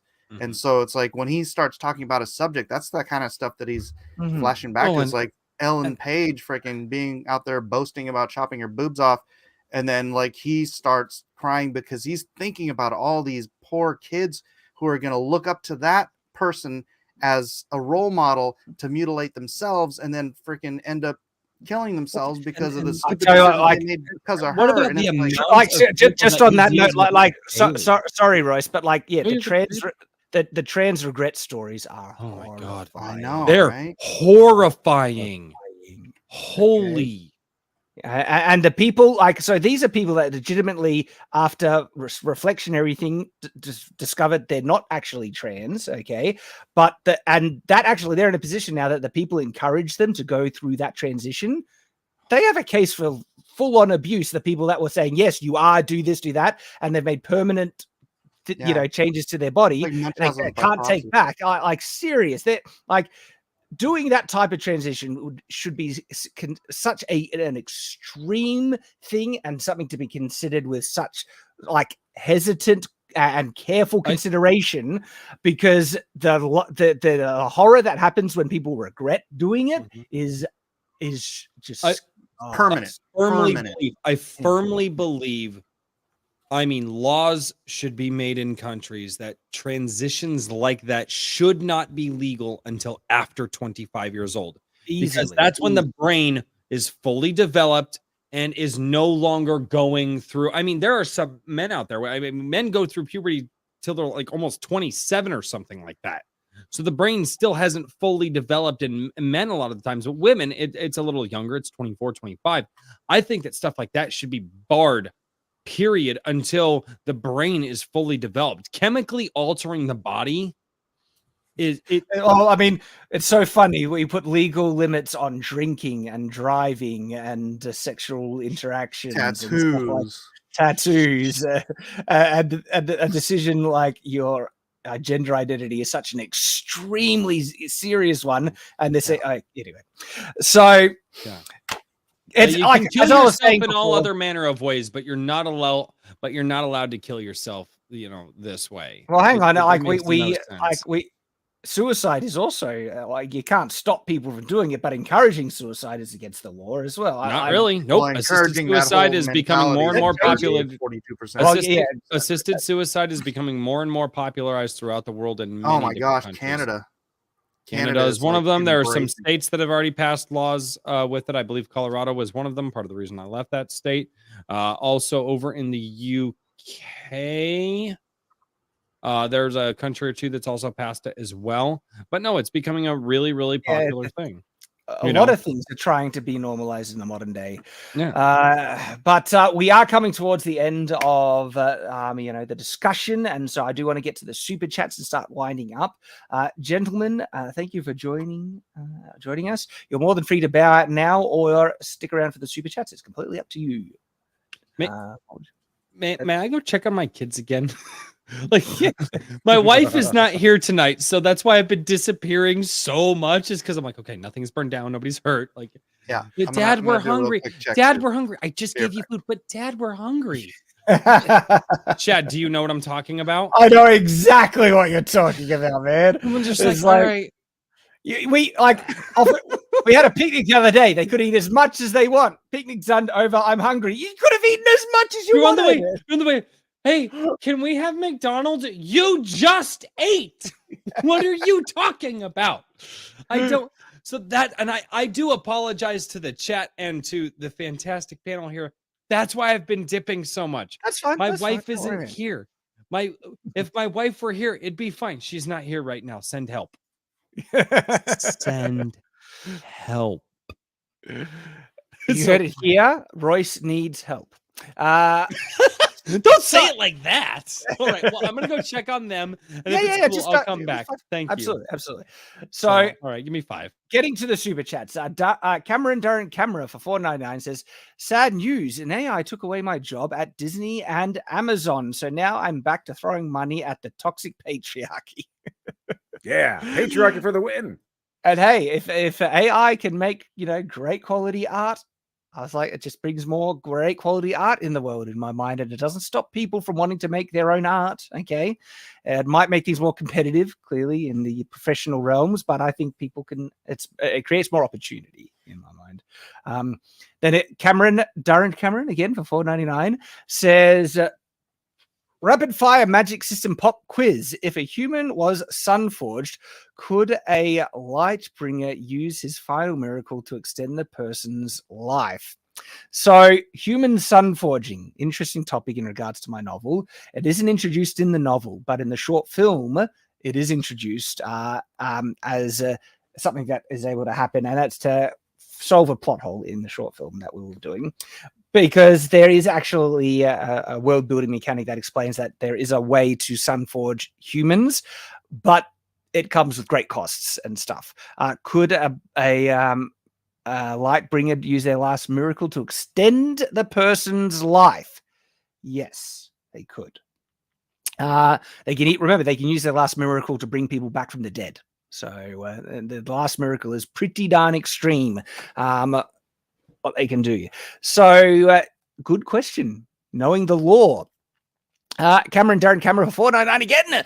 Thank you for the super chat. Says, would the Sunforged person be vulnerable to Darkstone, and could they turn into a shade? Would these same rules apply to Metatron, the Noble One?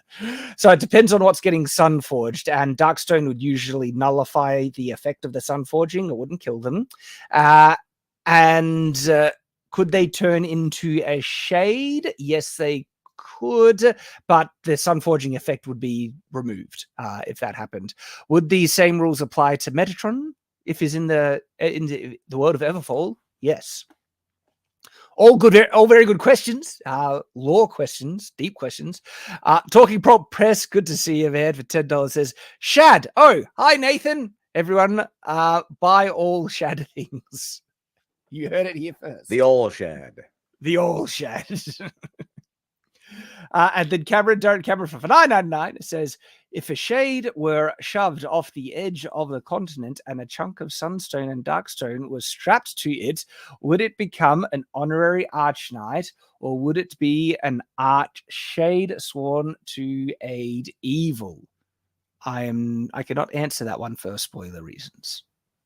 So read and find out. Good question.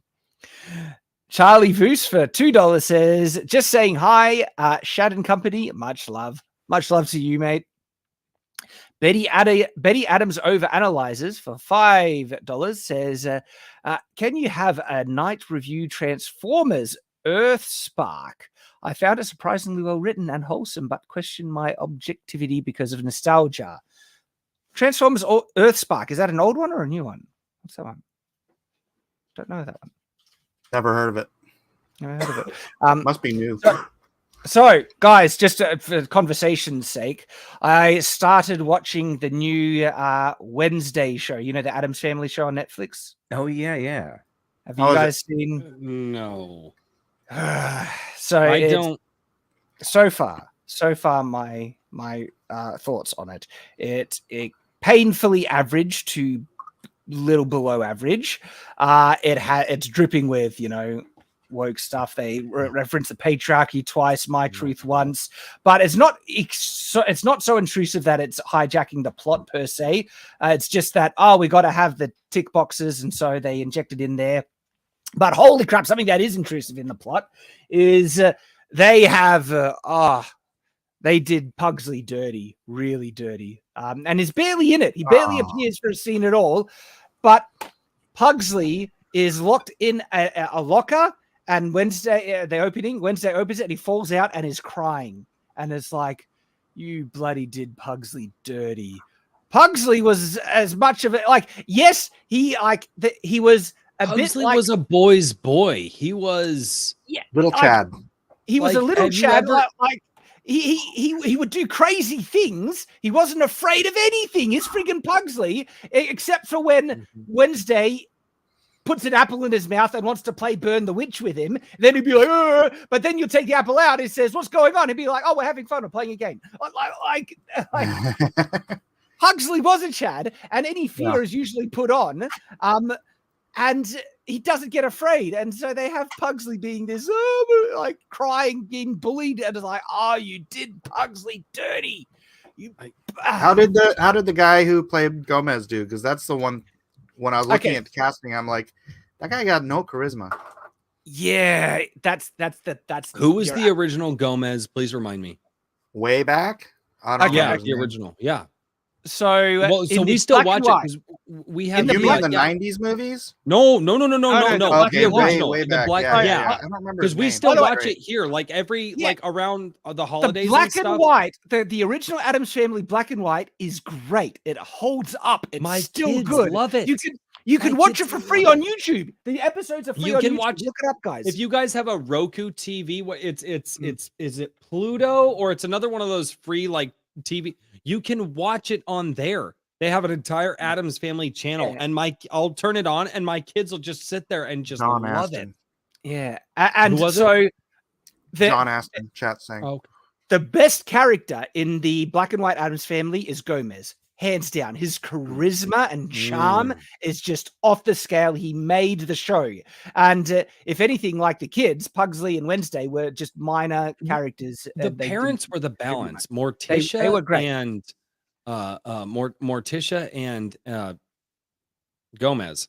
Those two had such a great balance where she was a lot more dry and a lot more, melancholy, and he was just bonkers to completely. It was great. It was great. And so then there's the films, right? And seriously, the best character in the films was Wednesday. Christina Ricci just was like knocked it out of No the park. way, Raul Julia was. You freaking- stop. I love Raul Julia. All right. I might be looking at it as rose-tinted glasses because as a kid, I had a pretty big crush on the Wednesday Christina. She was my age. So when you too had a fascination with the goth girls. And so as a kid, yeah, I could get, because I watched it when she was the same age or close enough to me when I first watched Addams Family. And so, but still, I think like even in retrospect, watching it, she's still one of the most enjoyable parts of Addams Family. Her deadpan delivery was just perfect. Yeah, she was Perfect great. for Wednesday. Those films were just freaking awesome. The two Addams Family movies. Really? The almost 90s perfect. ones? Yeah. I remember really enjoying the first one, and the second one, I just love the lost arc respect where for you. Addams Family basically. Sorry, I love the arc where Wednesday basically starts to cannibalize the camp towards the end, where she launches an uprising in this. It was freaking great. I loved it. I could not get in. Even as a kid, I just couldn't Really? get into those. I loved them Nope. as a kid. I thought they were. That was great. But my Somebody asked parents about had the shown 3D Addams Family film. I actually just saw like half of the 3D. I don't know how old it is, but it was pretty well done. It's pretty I haven't seen the 3D one. solid. But sorry, Gomez in the films was still good. He didn't have the charisma as the black and white one, but he was still good and very charismatic and I'll give you fun, that. going around fighting with the fencing and all that stuff. That was all good. So this new reboot, right? Well, it is essentially a reboot. Yeah, the guy playing Gomez is a charisma vacuum. It's a disaster, and I wasn't against in terms of making him more pudgy, because the original Addams Family, actual original comic book strip, Gomez was this kind of pudgy, weird looking kind of guy. I was like, all right, Oh, maybe you're going way back. Way Okay. back. Yeah, way back. Okay. give you a pass like that, but he is a charisma black hole. Gomez is like his charisma in all, like the black and Going white. back to our comments about masculinity, charisma is a hugely masculine trait. And being able to, and we used to call it being able to command a room, yeah, but I don't think it's necessary. You can be just very stoic, for lack of another word, and but stoicism is a little bit different than that kind of charisma. No, I'm just saying that charisma, not everybody can be charismatic, but it doesn't keep you from being. But you can command a room. Okay, yep. No, I'm off base then. I'll definitely concede that point. My bad. So going back I don't think that Hitler was terribly masculine, but boy, did he have charisma. going back to the Addams Family, right? They have she was in The Mask of Zorro. What's her name? Catherine Zeta-Jones. Yes, she's playing Morticia, I believe. And I'm sorry, she also it's a good casting, but I don't know if they're just holding her back. She doesn't have the charisma. The thing is, though, all the family, they're side characters in this. It's all about Wednesday. They barely appear. And I have to admit, I think the casting for Wednesday in the show is actually phenomenal. I think she plays Wednesday actually really good. They just made the story and plot more interesting. And there's weird contradictory things in terms of they don't understand the characters well enough to justify certain things, which frustrate me. But I have to admit, she's very enjoyable to watch as Wednesday. Wednesday, there's the Mary Sue kind of argument, but Wednesday was always meant to be really competent, overly competent beyond her age. And so the fact that that's actually in line with her character, and she does have her get beaten in one of the scenes in the show. If only they had better writing, none of the woke crap, the casting for Wednesday, they could actually have an enjoyable show better than what it currently is. The thing is, though, I do want to keep watching it because I do enjoy her performance as Wednesday. I actually really enjoy that. And so that's holding me, which is a credit to the actress, because the writing isn't great. It's average to below average. And then the mistreatment of the characters, they don't understand the characters, because there are some just contradictory things in her person as Wednesday. They tried to force this conflict between Wednesday and her mum, and it just does not feel true at all. It's forced. Ziggy Mac, I disagree with you. Men do not need the consensus of the entire country. Men need the consensus of their family. their wife, their children, what's best for them. Men who bow down to their entire country, I don't think are to draw that comparison there between Hitler and other men. Sorry, I just saw that in the chat and I wanted to comment on that. But anyway, I just wanted to share that. Yeah, I've watched the first 2 episodes of Wednesday, and I wouldn't recommend it at the moment. Though I am going to probably continue because they did one thing really well, the casting, and she can pull off Wednesday, the character, really well. If they just gave her a better script, it would be much better. And I might do a proper review on Night's Watch after I finish watching it, because very few people probably. I have an eye on it because I like Addams Family. So it's interesting to see what they do with it in the modern thing. There are some weird thing, right? Magic openly exists in this adaptation. Werewolves and vampires openly exist. Now, it's funny, we never saw werewolves and vampires in Addams Family, but we did see monstrous creatures like Thing. And so it's not out of place, but it was a little jarring because they go full-blown magic, full-on witchcraft and everything. And it's like interesting adaptation kind of take on it, and it's not out of place. But they're not doing great with it.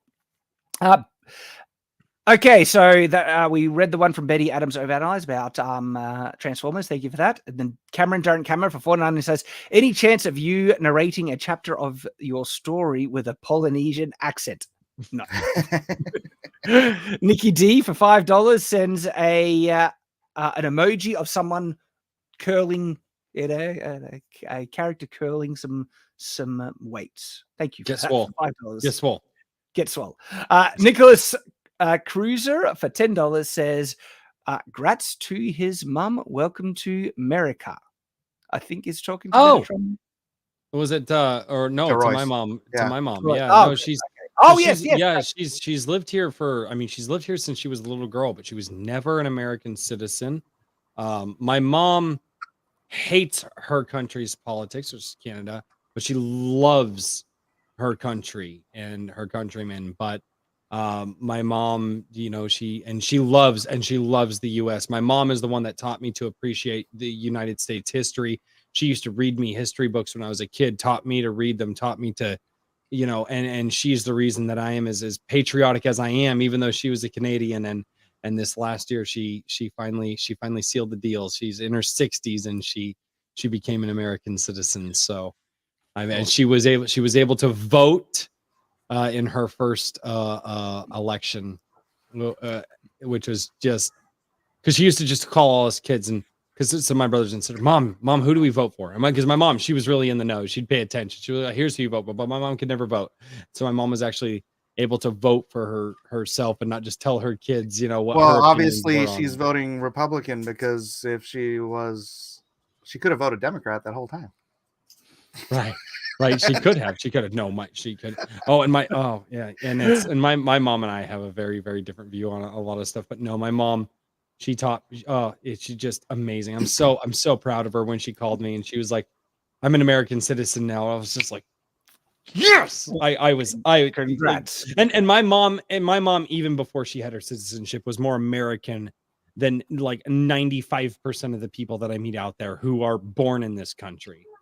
And so for my mom to I was so excited for her. Just most immigrants have a much better idea of what the value of America than I would say most native born Americans, which is very, very sad. But that's public school for you. What are you gonna do? Adam Wooford for $5. It was, yo, Metatron, have tried Southern Iced Tea, and how's your experience being here in America? Also, did the samurai have chainmail or use shields in battle? So, unfortunately, Metatron's not here, but I can answer some of it. Samurai did have forms of chainmail, and they early. So, Metatron actually has a video, I think, talking about samurai and shields, and so. Their shields are interesting. They're really thin, they're kind of handheld kind of things. But there were some cases of shields. Like Gundam's shield? No, not like a Gundam one. Look up Metatron's video. You can check it out. But they did have forms of shield in Japan. Not as common during the high period amongst the samurai. again, samurai mostly were archers, and then mounted troops as well, and then spears and armor. Anyway, Metatron is the guy who knows more about that. Yeah, I'm totally gonna watch some of his videos. Oh, it's great stuff. Kikoman for $2 says, "Show me, show you, Kikoman. Good to see you, mate." Clifton 3D for €2.49 says, "Al Bob Armor video?" Question mark. Al Bob Armor. Bob video. Armor. Bob Armor video. Bob Armor. AI. Oh, AI Bob Armor. Maybe. Nicholas Cruiser for $10. Just the results you would get the first time you type that in would be horrifying. He's so Nicholas Cruiser for $10. It's extremely uncanny without a human's touch on perspective. I talk about the AI art probably. Yeah, sometimes it can do really bizarre things. Droidica fan for Droidica fan 7567. Sorry to comment on what you just said. That absolutely terrifies the hell out of me, because by using the AI artwork, we're actually teaching AI the human perspective. I don't like this. Bit by bit, the AI will be. It's funny. You're gonna take over the world. What it is, it's that an really algorithm. freaks me the hell out. A program and algorithm. It's not an aware AI, not even close. It's a learning computer. No, but it starts Would you out like to play a game? No, it starts out like this. This is how they build artificial general intelligence, which is AGI, which is what the sci-fi version of AI is. That's what the sci-fi versions of AI are. They're artificial general intelligence. And it's by using people to teach them how to function like a that they eventually that scares the crap out of me. Go on. Okay. I'm scared now. Droidica fan says, "Are you going to do a few review on Andor now that it's finished? I just watched the last episode. It was amazing. Really want to see your thoughts." I would need to finish it. I am less inclined to finish it, but our new squire here. So Tyrant, he has strong views on Andor, and he wants to have a debate with me on it. Oh, good. Yeah, last episode is today. I haven't seen it yet. Is it? So I'll probably catch up. I'm not. I really like Andor. Enthused. I still find it pretty boring in between the exciting, good moments that are average. That it's still better than much. But Star Wars it's well written and well acted in those boring moments, which is it is. But there is filler to the point of it's unforgivable to the level that they've stretched it out. It could have been so much better if they just got all the good parts and condensed it.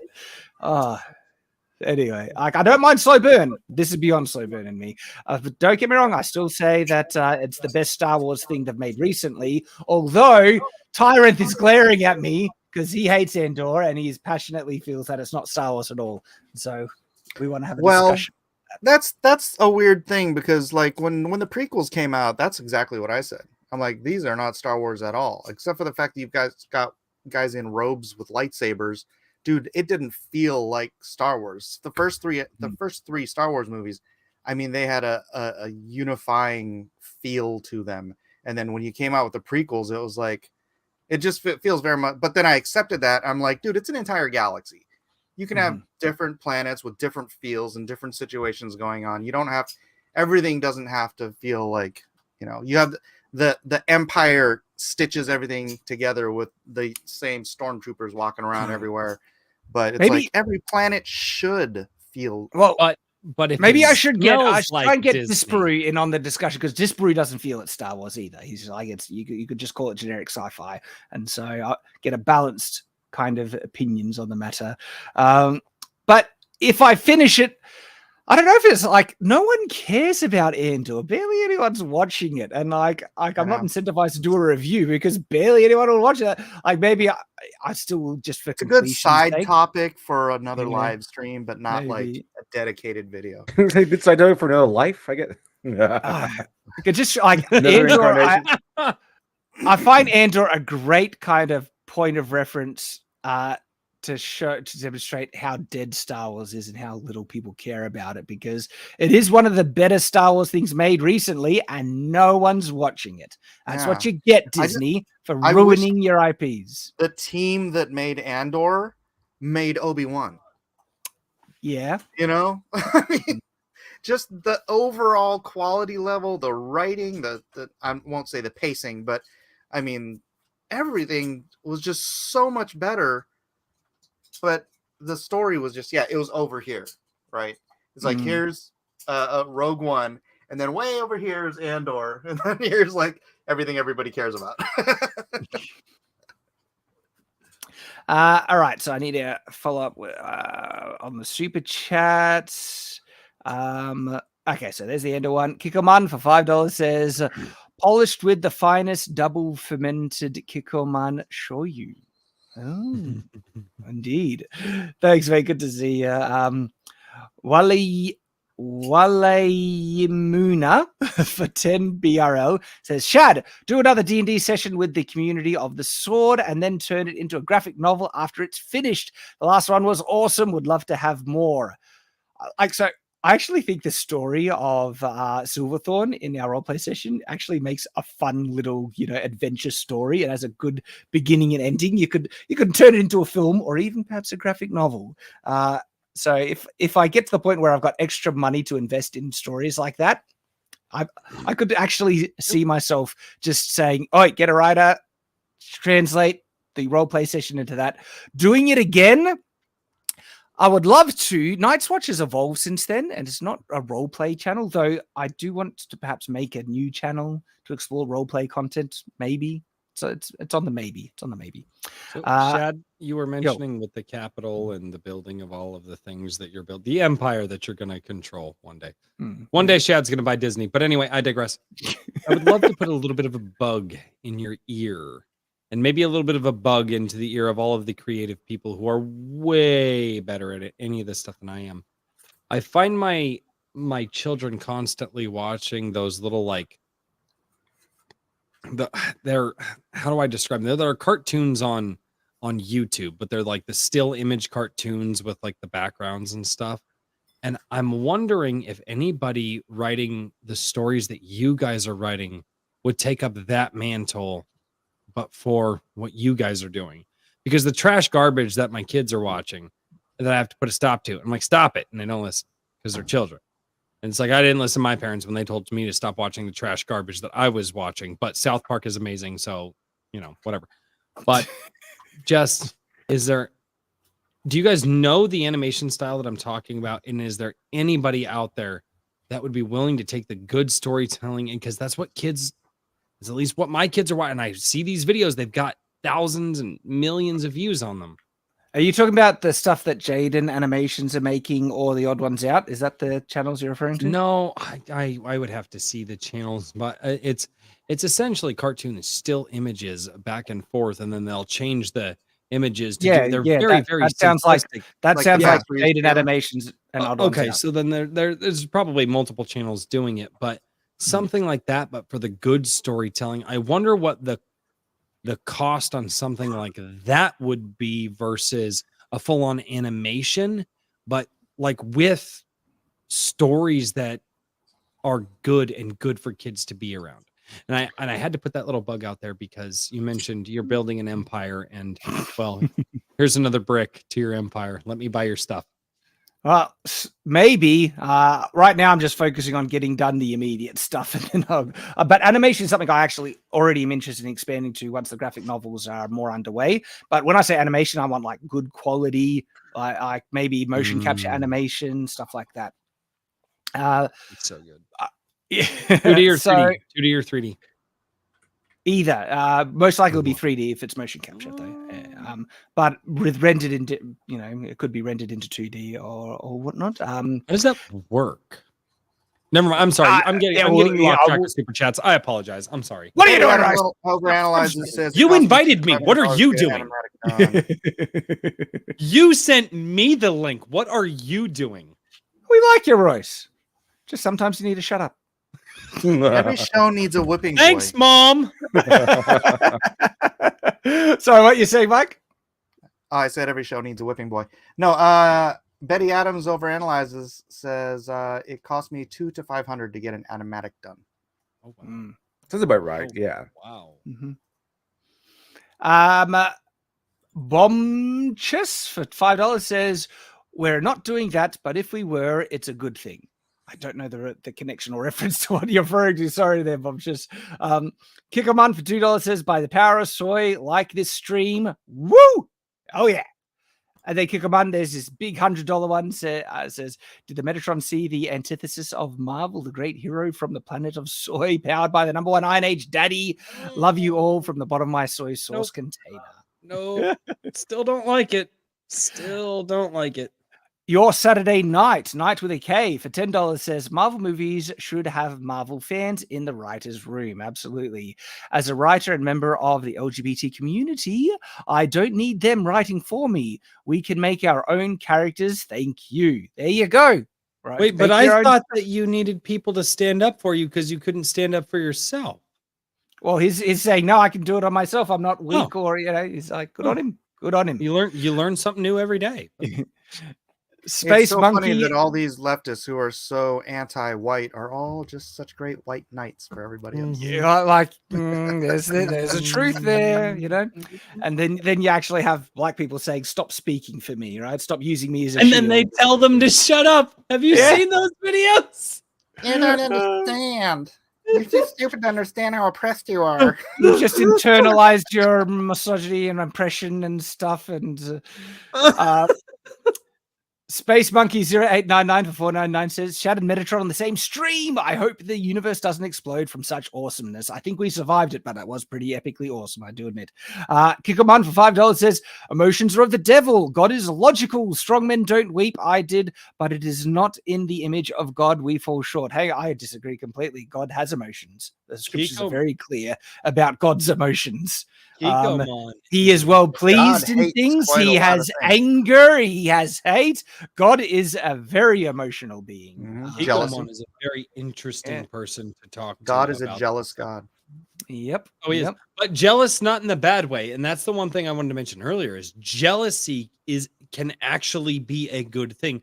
To protect something jealously, as like in I am jealous of like I would jealously protect my wife and yes, absolutely, and your children, absolutely, 100%. Yep. Irrational jealousy, not so much. Yes. Talking Pulp Press for $10 says, I only cried once when I maxed out all my skills in Dragon's Dogma and there was nothing left to do. Also the longest sigh of my life. I feel that, Talking Pulp Press. I feel it. Dragon's Dogma, best video game ever made. May I shout out Talking Pulp Press right now? Please do. Please do. Yeah, this is Dan the Destructor, Barbarians of the Storm, Book 1 by Talking Pulp Press. Check it out, guys. Man, some of the art that is shared for his work has been awesome, and that looks great. Oh, yeah, he's been really going ham on the AI artwork and what he's been able to accomplish there. I follow his Twitter and some of the things that that's so good, so good. It's really cool. Lariga Geforge, sorry, bad pronunciation, for €5 says, I am a woman. Even us women need to be able to control our emotions to a certain extent. When you got kids dependent, you should not get out of control. Absolutely. Very true. Thank you for saying so. Yeah, the crazy hot matrix. It's a real thing. Samuel Aritan for $4.99 says, can you watch the animated shorts live for Wheel of Time? They are so much better than the show. I've heard that they're better than the show, and I feel like they were actual fans of the lore. It's very possible. I've heard good things of the shorts. It's made by Amazon, and it's made to support a horrible show, and so I haven't watched it on purpose, and I don't want to because the show is garbage and needs to be called out. But it's the unfortunate thing is it probably does have good fans that actually were invested in making good things, and now their good work is being robbed by the dumpster fire that was the primary TV show that those shorts were made to try and complement. Though I've heard the shorts are actually, like, the shorts mention the two halves of the power, and the show goes explicitly out of its way to avoid it because it's clearly to them problematic that, in Wheel of Time, right, guys, if you don't know, the magic has two halves that only the men can access only one half and women can access only the other half, and that establishes a very strict reality that there are only two genders in the world because it's like validated by the very magic of the world, and it's so explicit in the book, right? Your soul, your spirit has a gender, and so there's a character who's a man, and his soul is put into a woman's body, and he can still only touch the male half because the gender dynamics is so explicit in Wheel of Time to that level that even the souls, your inner soul, has a gender. So question for you, Shad, because I did watch Wheel of Time, but I did not watch Rings of Power. Which one's worse? Rings of Power. Rings of Power is actually far worse, far worse. Yeah, and Wheel of Time is awful. Don't get me wrong, but guess what? No, There's but there's at actually least an a couple of episode. well cast. There was an episode I did like in Wheel of Time where Rings of Power was a disaster across the board. I did not see Wheel of Time, but I did see Rings of Power. That one is bad beyond the woke stuff. Like, it's even without the woke stuff, it's just plain boring.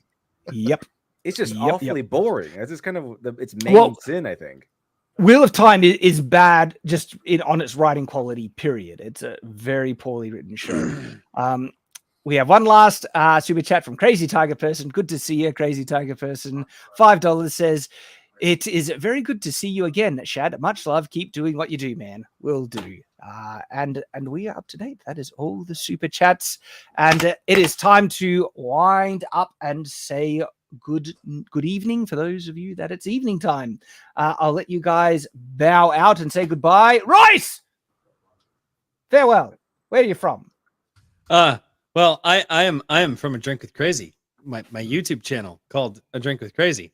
Over here, I like to drink beer. I also like to share what is colloquially known as the Iron Age. And all of the creators out there who've decided that they're going to get away from the corporate media and stop wishing and hoping that they would make Star Wars good again. And they just decided they're going to go out and they are going to write their own things and make their own things good again, similar to all of these guys here in my hands. We got, obviously, we showed off Talking Pulp Press. We've got James Craig. This book, by the way, is an author's copy. He sent this to me pre-release. I got this the day of release. This is Infinite Money by James Craig, Star Shatter by Black Knight, and then obviously The Treasure of Lorev, which is the second book from Brian Asher. Guys who are going out there writing their own stories. That's what my channel is about. I do talk about some of the fun Hollywood stuff a couple times a week as well, but mostly the two things I am very excited for are my Friday night live stream, which is called Iron Age Nights, which Shad weighed in on, and he made it Nights with a K instead of an N. But anyway, yeah, what you think I'm gonna? There's still an N in it. Is that a surprise that I like Nights? Anyway, and that one we actually we pull authors in and we actually talk with them, and we get to hear what their new stories are and try to promote what they're doing, try to promote new good stories out there, because one of these days the books that I'm covering on my channel that nobody's paying attention to right now, that's going to be one of the biggest movies in the world. I don't know what book it is yet, but I'm going to be that guy that was like, hey, before you were all there, it was on my channel. And that's what I'm excited for. The second live stream that I love is Sunday morning. Every Sunday at 11 a.m. Central is Sunday Coffee. And that's where I go and I read all of your comments on all of the videos and the live streams that I do. Because I figured if you guys are going to dedicate time to me, well, I might as well dedicate time to you. And I don't just say that I do. I actually, I put it on a live stream, and I not only do I get to read your comments from the past week of videos, but I also get to talk with you live in the chat. So I hope to see you all there. Awesome, man. Literature Devil, sir, you have a great YouTube channel, and you also have a book, like a graphic novel that is crowdfunding. Tell us about it, sir. Oh yeah, so you can find me on Literature Devil on YouTube. I go over all the narrative stuff, and basically kind of breaking all their narrative assertions that, oh yeah, these are just awesome characters, you're just a bigot. No, according to the theory and everything, no, you're correct. Those are horrible characters, horribly written stories, and they actually are destroying the characters you love. They just calling you bigots because their writing is bad, and they have no excuse. They have no other defense because they know it's bad. It's like, you're just a bad person. It's like, yeah, you've acknowledged it. You're just a bigot. That's kind of how it goes. Like, if they had any defenses, they would probably use them. But if the only thing they could say is you're racist or whatever, they probably don't really have actual defenses. But that's what I do. I go over this stuff, and I use actual writing theory, reference other authors, successful authors, people who actually know what they're doing. So it's not just me. and I break it down piece by piece. And my favorite thing to do is try to fix some of these using tradition and theory. Been pretty good so far. A lot of fun doing that. But right now, I have my second comic book, Dr. Alpha: Dead Man's Lullaby, currently funding. We have 21 days left on it. I believe today we just passed 75% funded, which is pretty cool. Unfortunately, I've had really horrible internet problems last week, like really, really bad, like no internet whatsoever, almost last week. So I kind of missed a whole week almost of promotion. So it slowed down quite a bit, but we're still going on. We've managed to break 75% today, which is we're going, I guess, as you could say. But 70%, I think, good. Pretty good, but the whole book is about a supervillain, Dr. Alpha, who awakes one morning while on vacation to find out that one of his former colleagues has poisoned him in his sleep with a terrible, terrible virus that is slowly cutting off his ability to generate adrenaline. And Crank. Yeah, I just stole that from Crank. I just stole that from Crank. It's a pretty cool scenario. That's so cool. I'm sorry. I just love that. Yeah, I thought it was pretty fun. And then but it's not just a ripoff of Crank. I just kind of use that and then do my own thing. So it's like supervillain Crank, but he has to go off and fight a bunch of other supervillains and minions and superheroes and all kinds of things.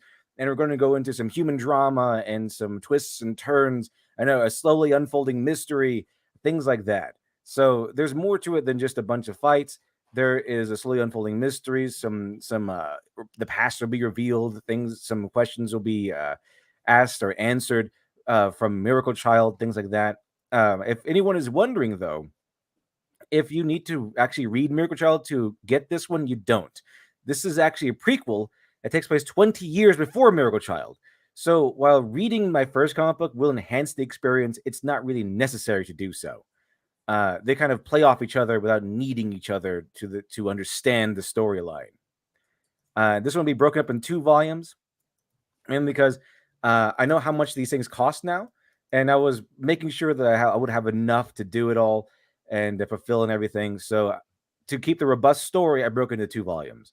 So the whole story is probably going to be like 150 pages, more or less, maybe around that area. That's a good chunky story. Like 150 pages. Yeah, 150 pages between the 2 volumes. So that's why I broke it in half, because with this one, I know I won't be able to afford 150 pages. So this one will be around 76 pages probably as of right now. Yeah. So it's still gonna be a pretty hefty book. Still a chunky book. Yeah, absolutely. For a graphic novel. For a graphic novel, yeah. Yeah. Miracle Child, I think, was 150. I won't be able to do that this time around, mainly because this one is going to be a lot more expensive into this book because of how much people told me they liked the first one. So I expended more resources to make sure this book is higher quality, or to make sure that everything that was critiqued in the last book has been improved upon this time around. And so I made sure the price range, is doable within the price range and everything. So to do that, unfortunately, I had to crack it in 2. But each volume is still going to be pretty hefty, I think. Awesome. I've totally backed it, guys. Back it as well. It looks great. And thank you for joining us, Dev. And Mike. Mike, how are you, man? You're muted. Hang on. You're still muted. Can we unmute? Yeah, that was great too. You missed. I was hoping you were gonna let him go right for a there. minute. I was Like, gonna damn. lip sync with him. Perfection. I don't think I can do it again.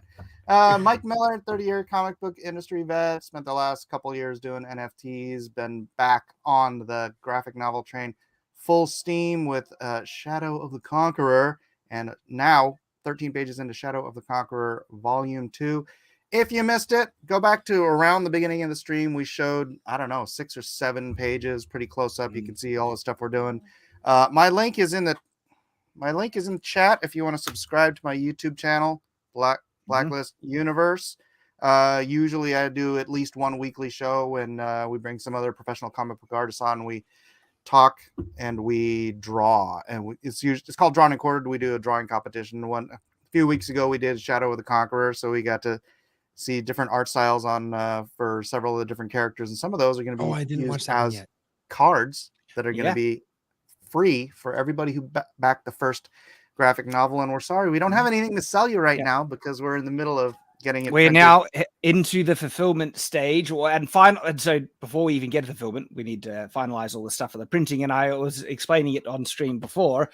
Stuff that we're finalizing. There's additional free pages that we're able to add that I'm been actively working on, and I love that I can still give updates on how things are going. So if people want the updates on what's happening after now that the sales campaign has been closed, join the streams and we'll be giving you updates weekly on what we've been working on, and we're actively on it.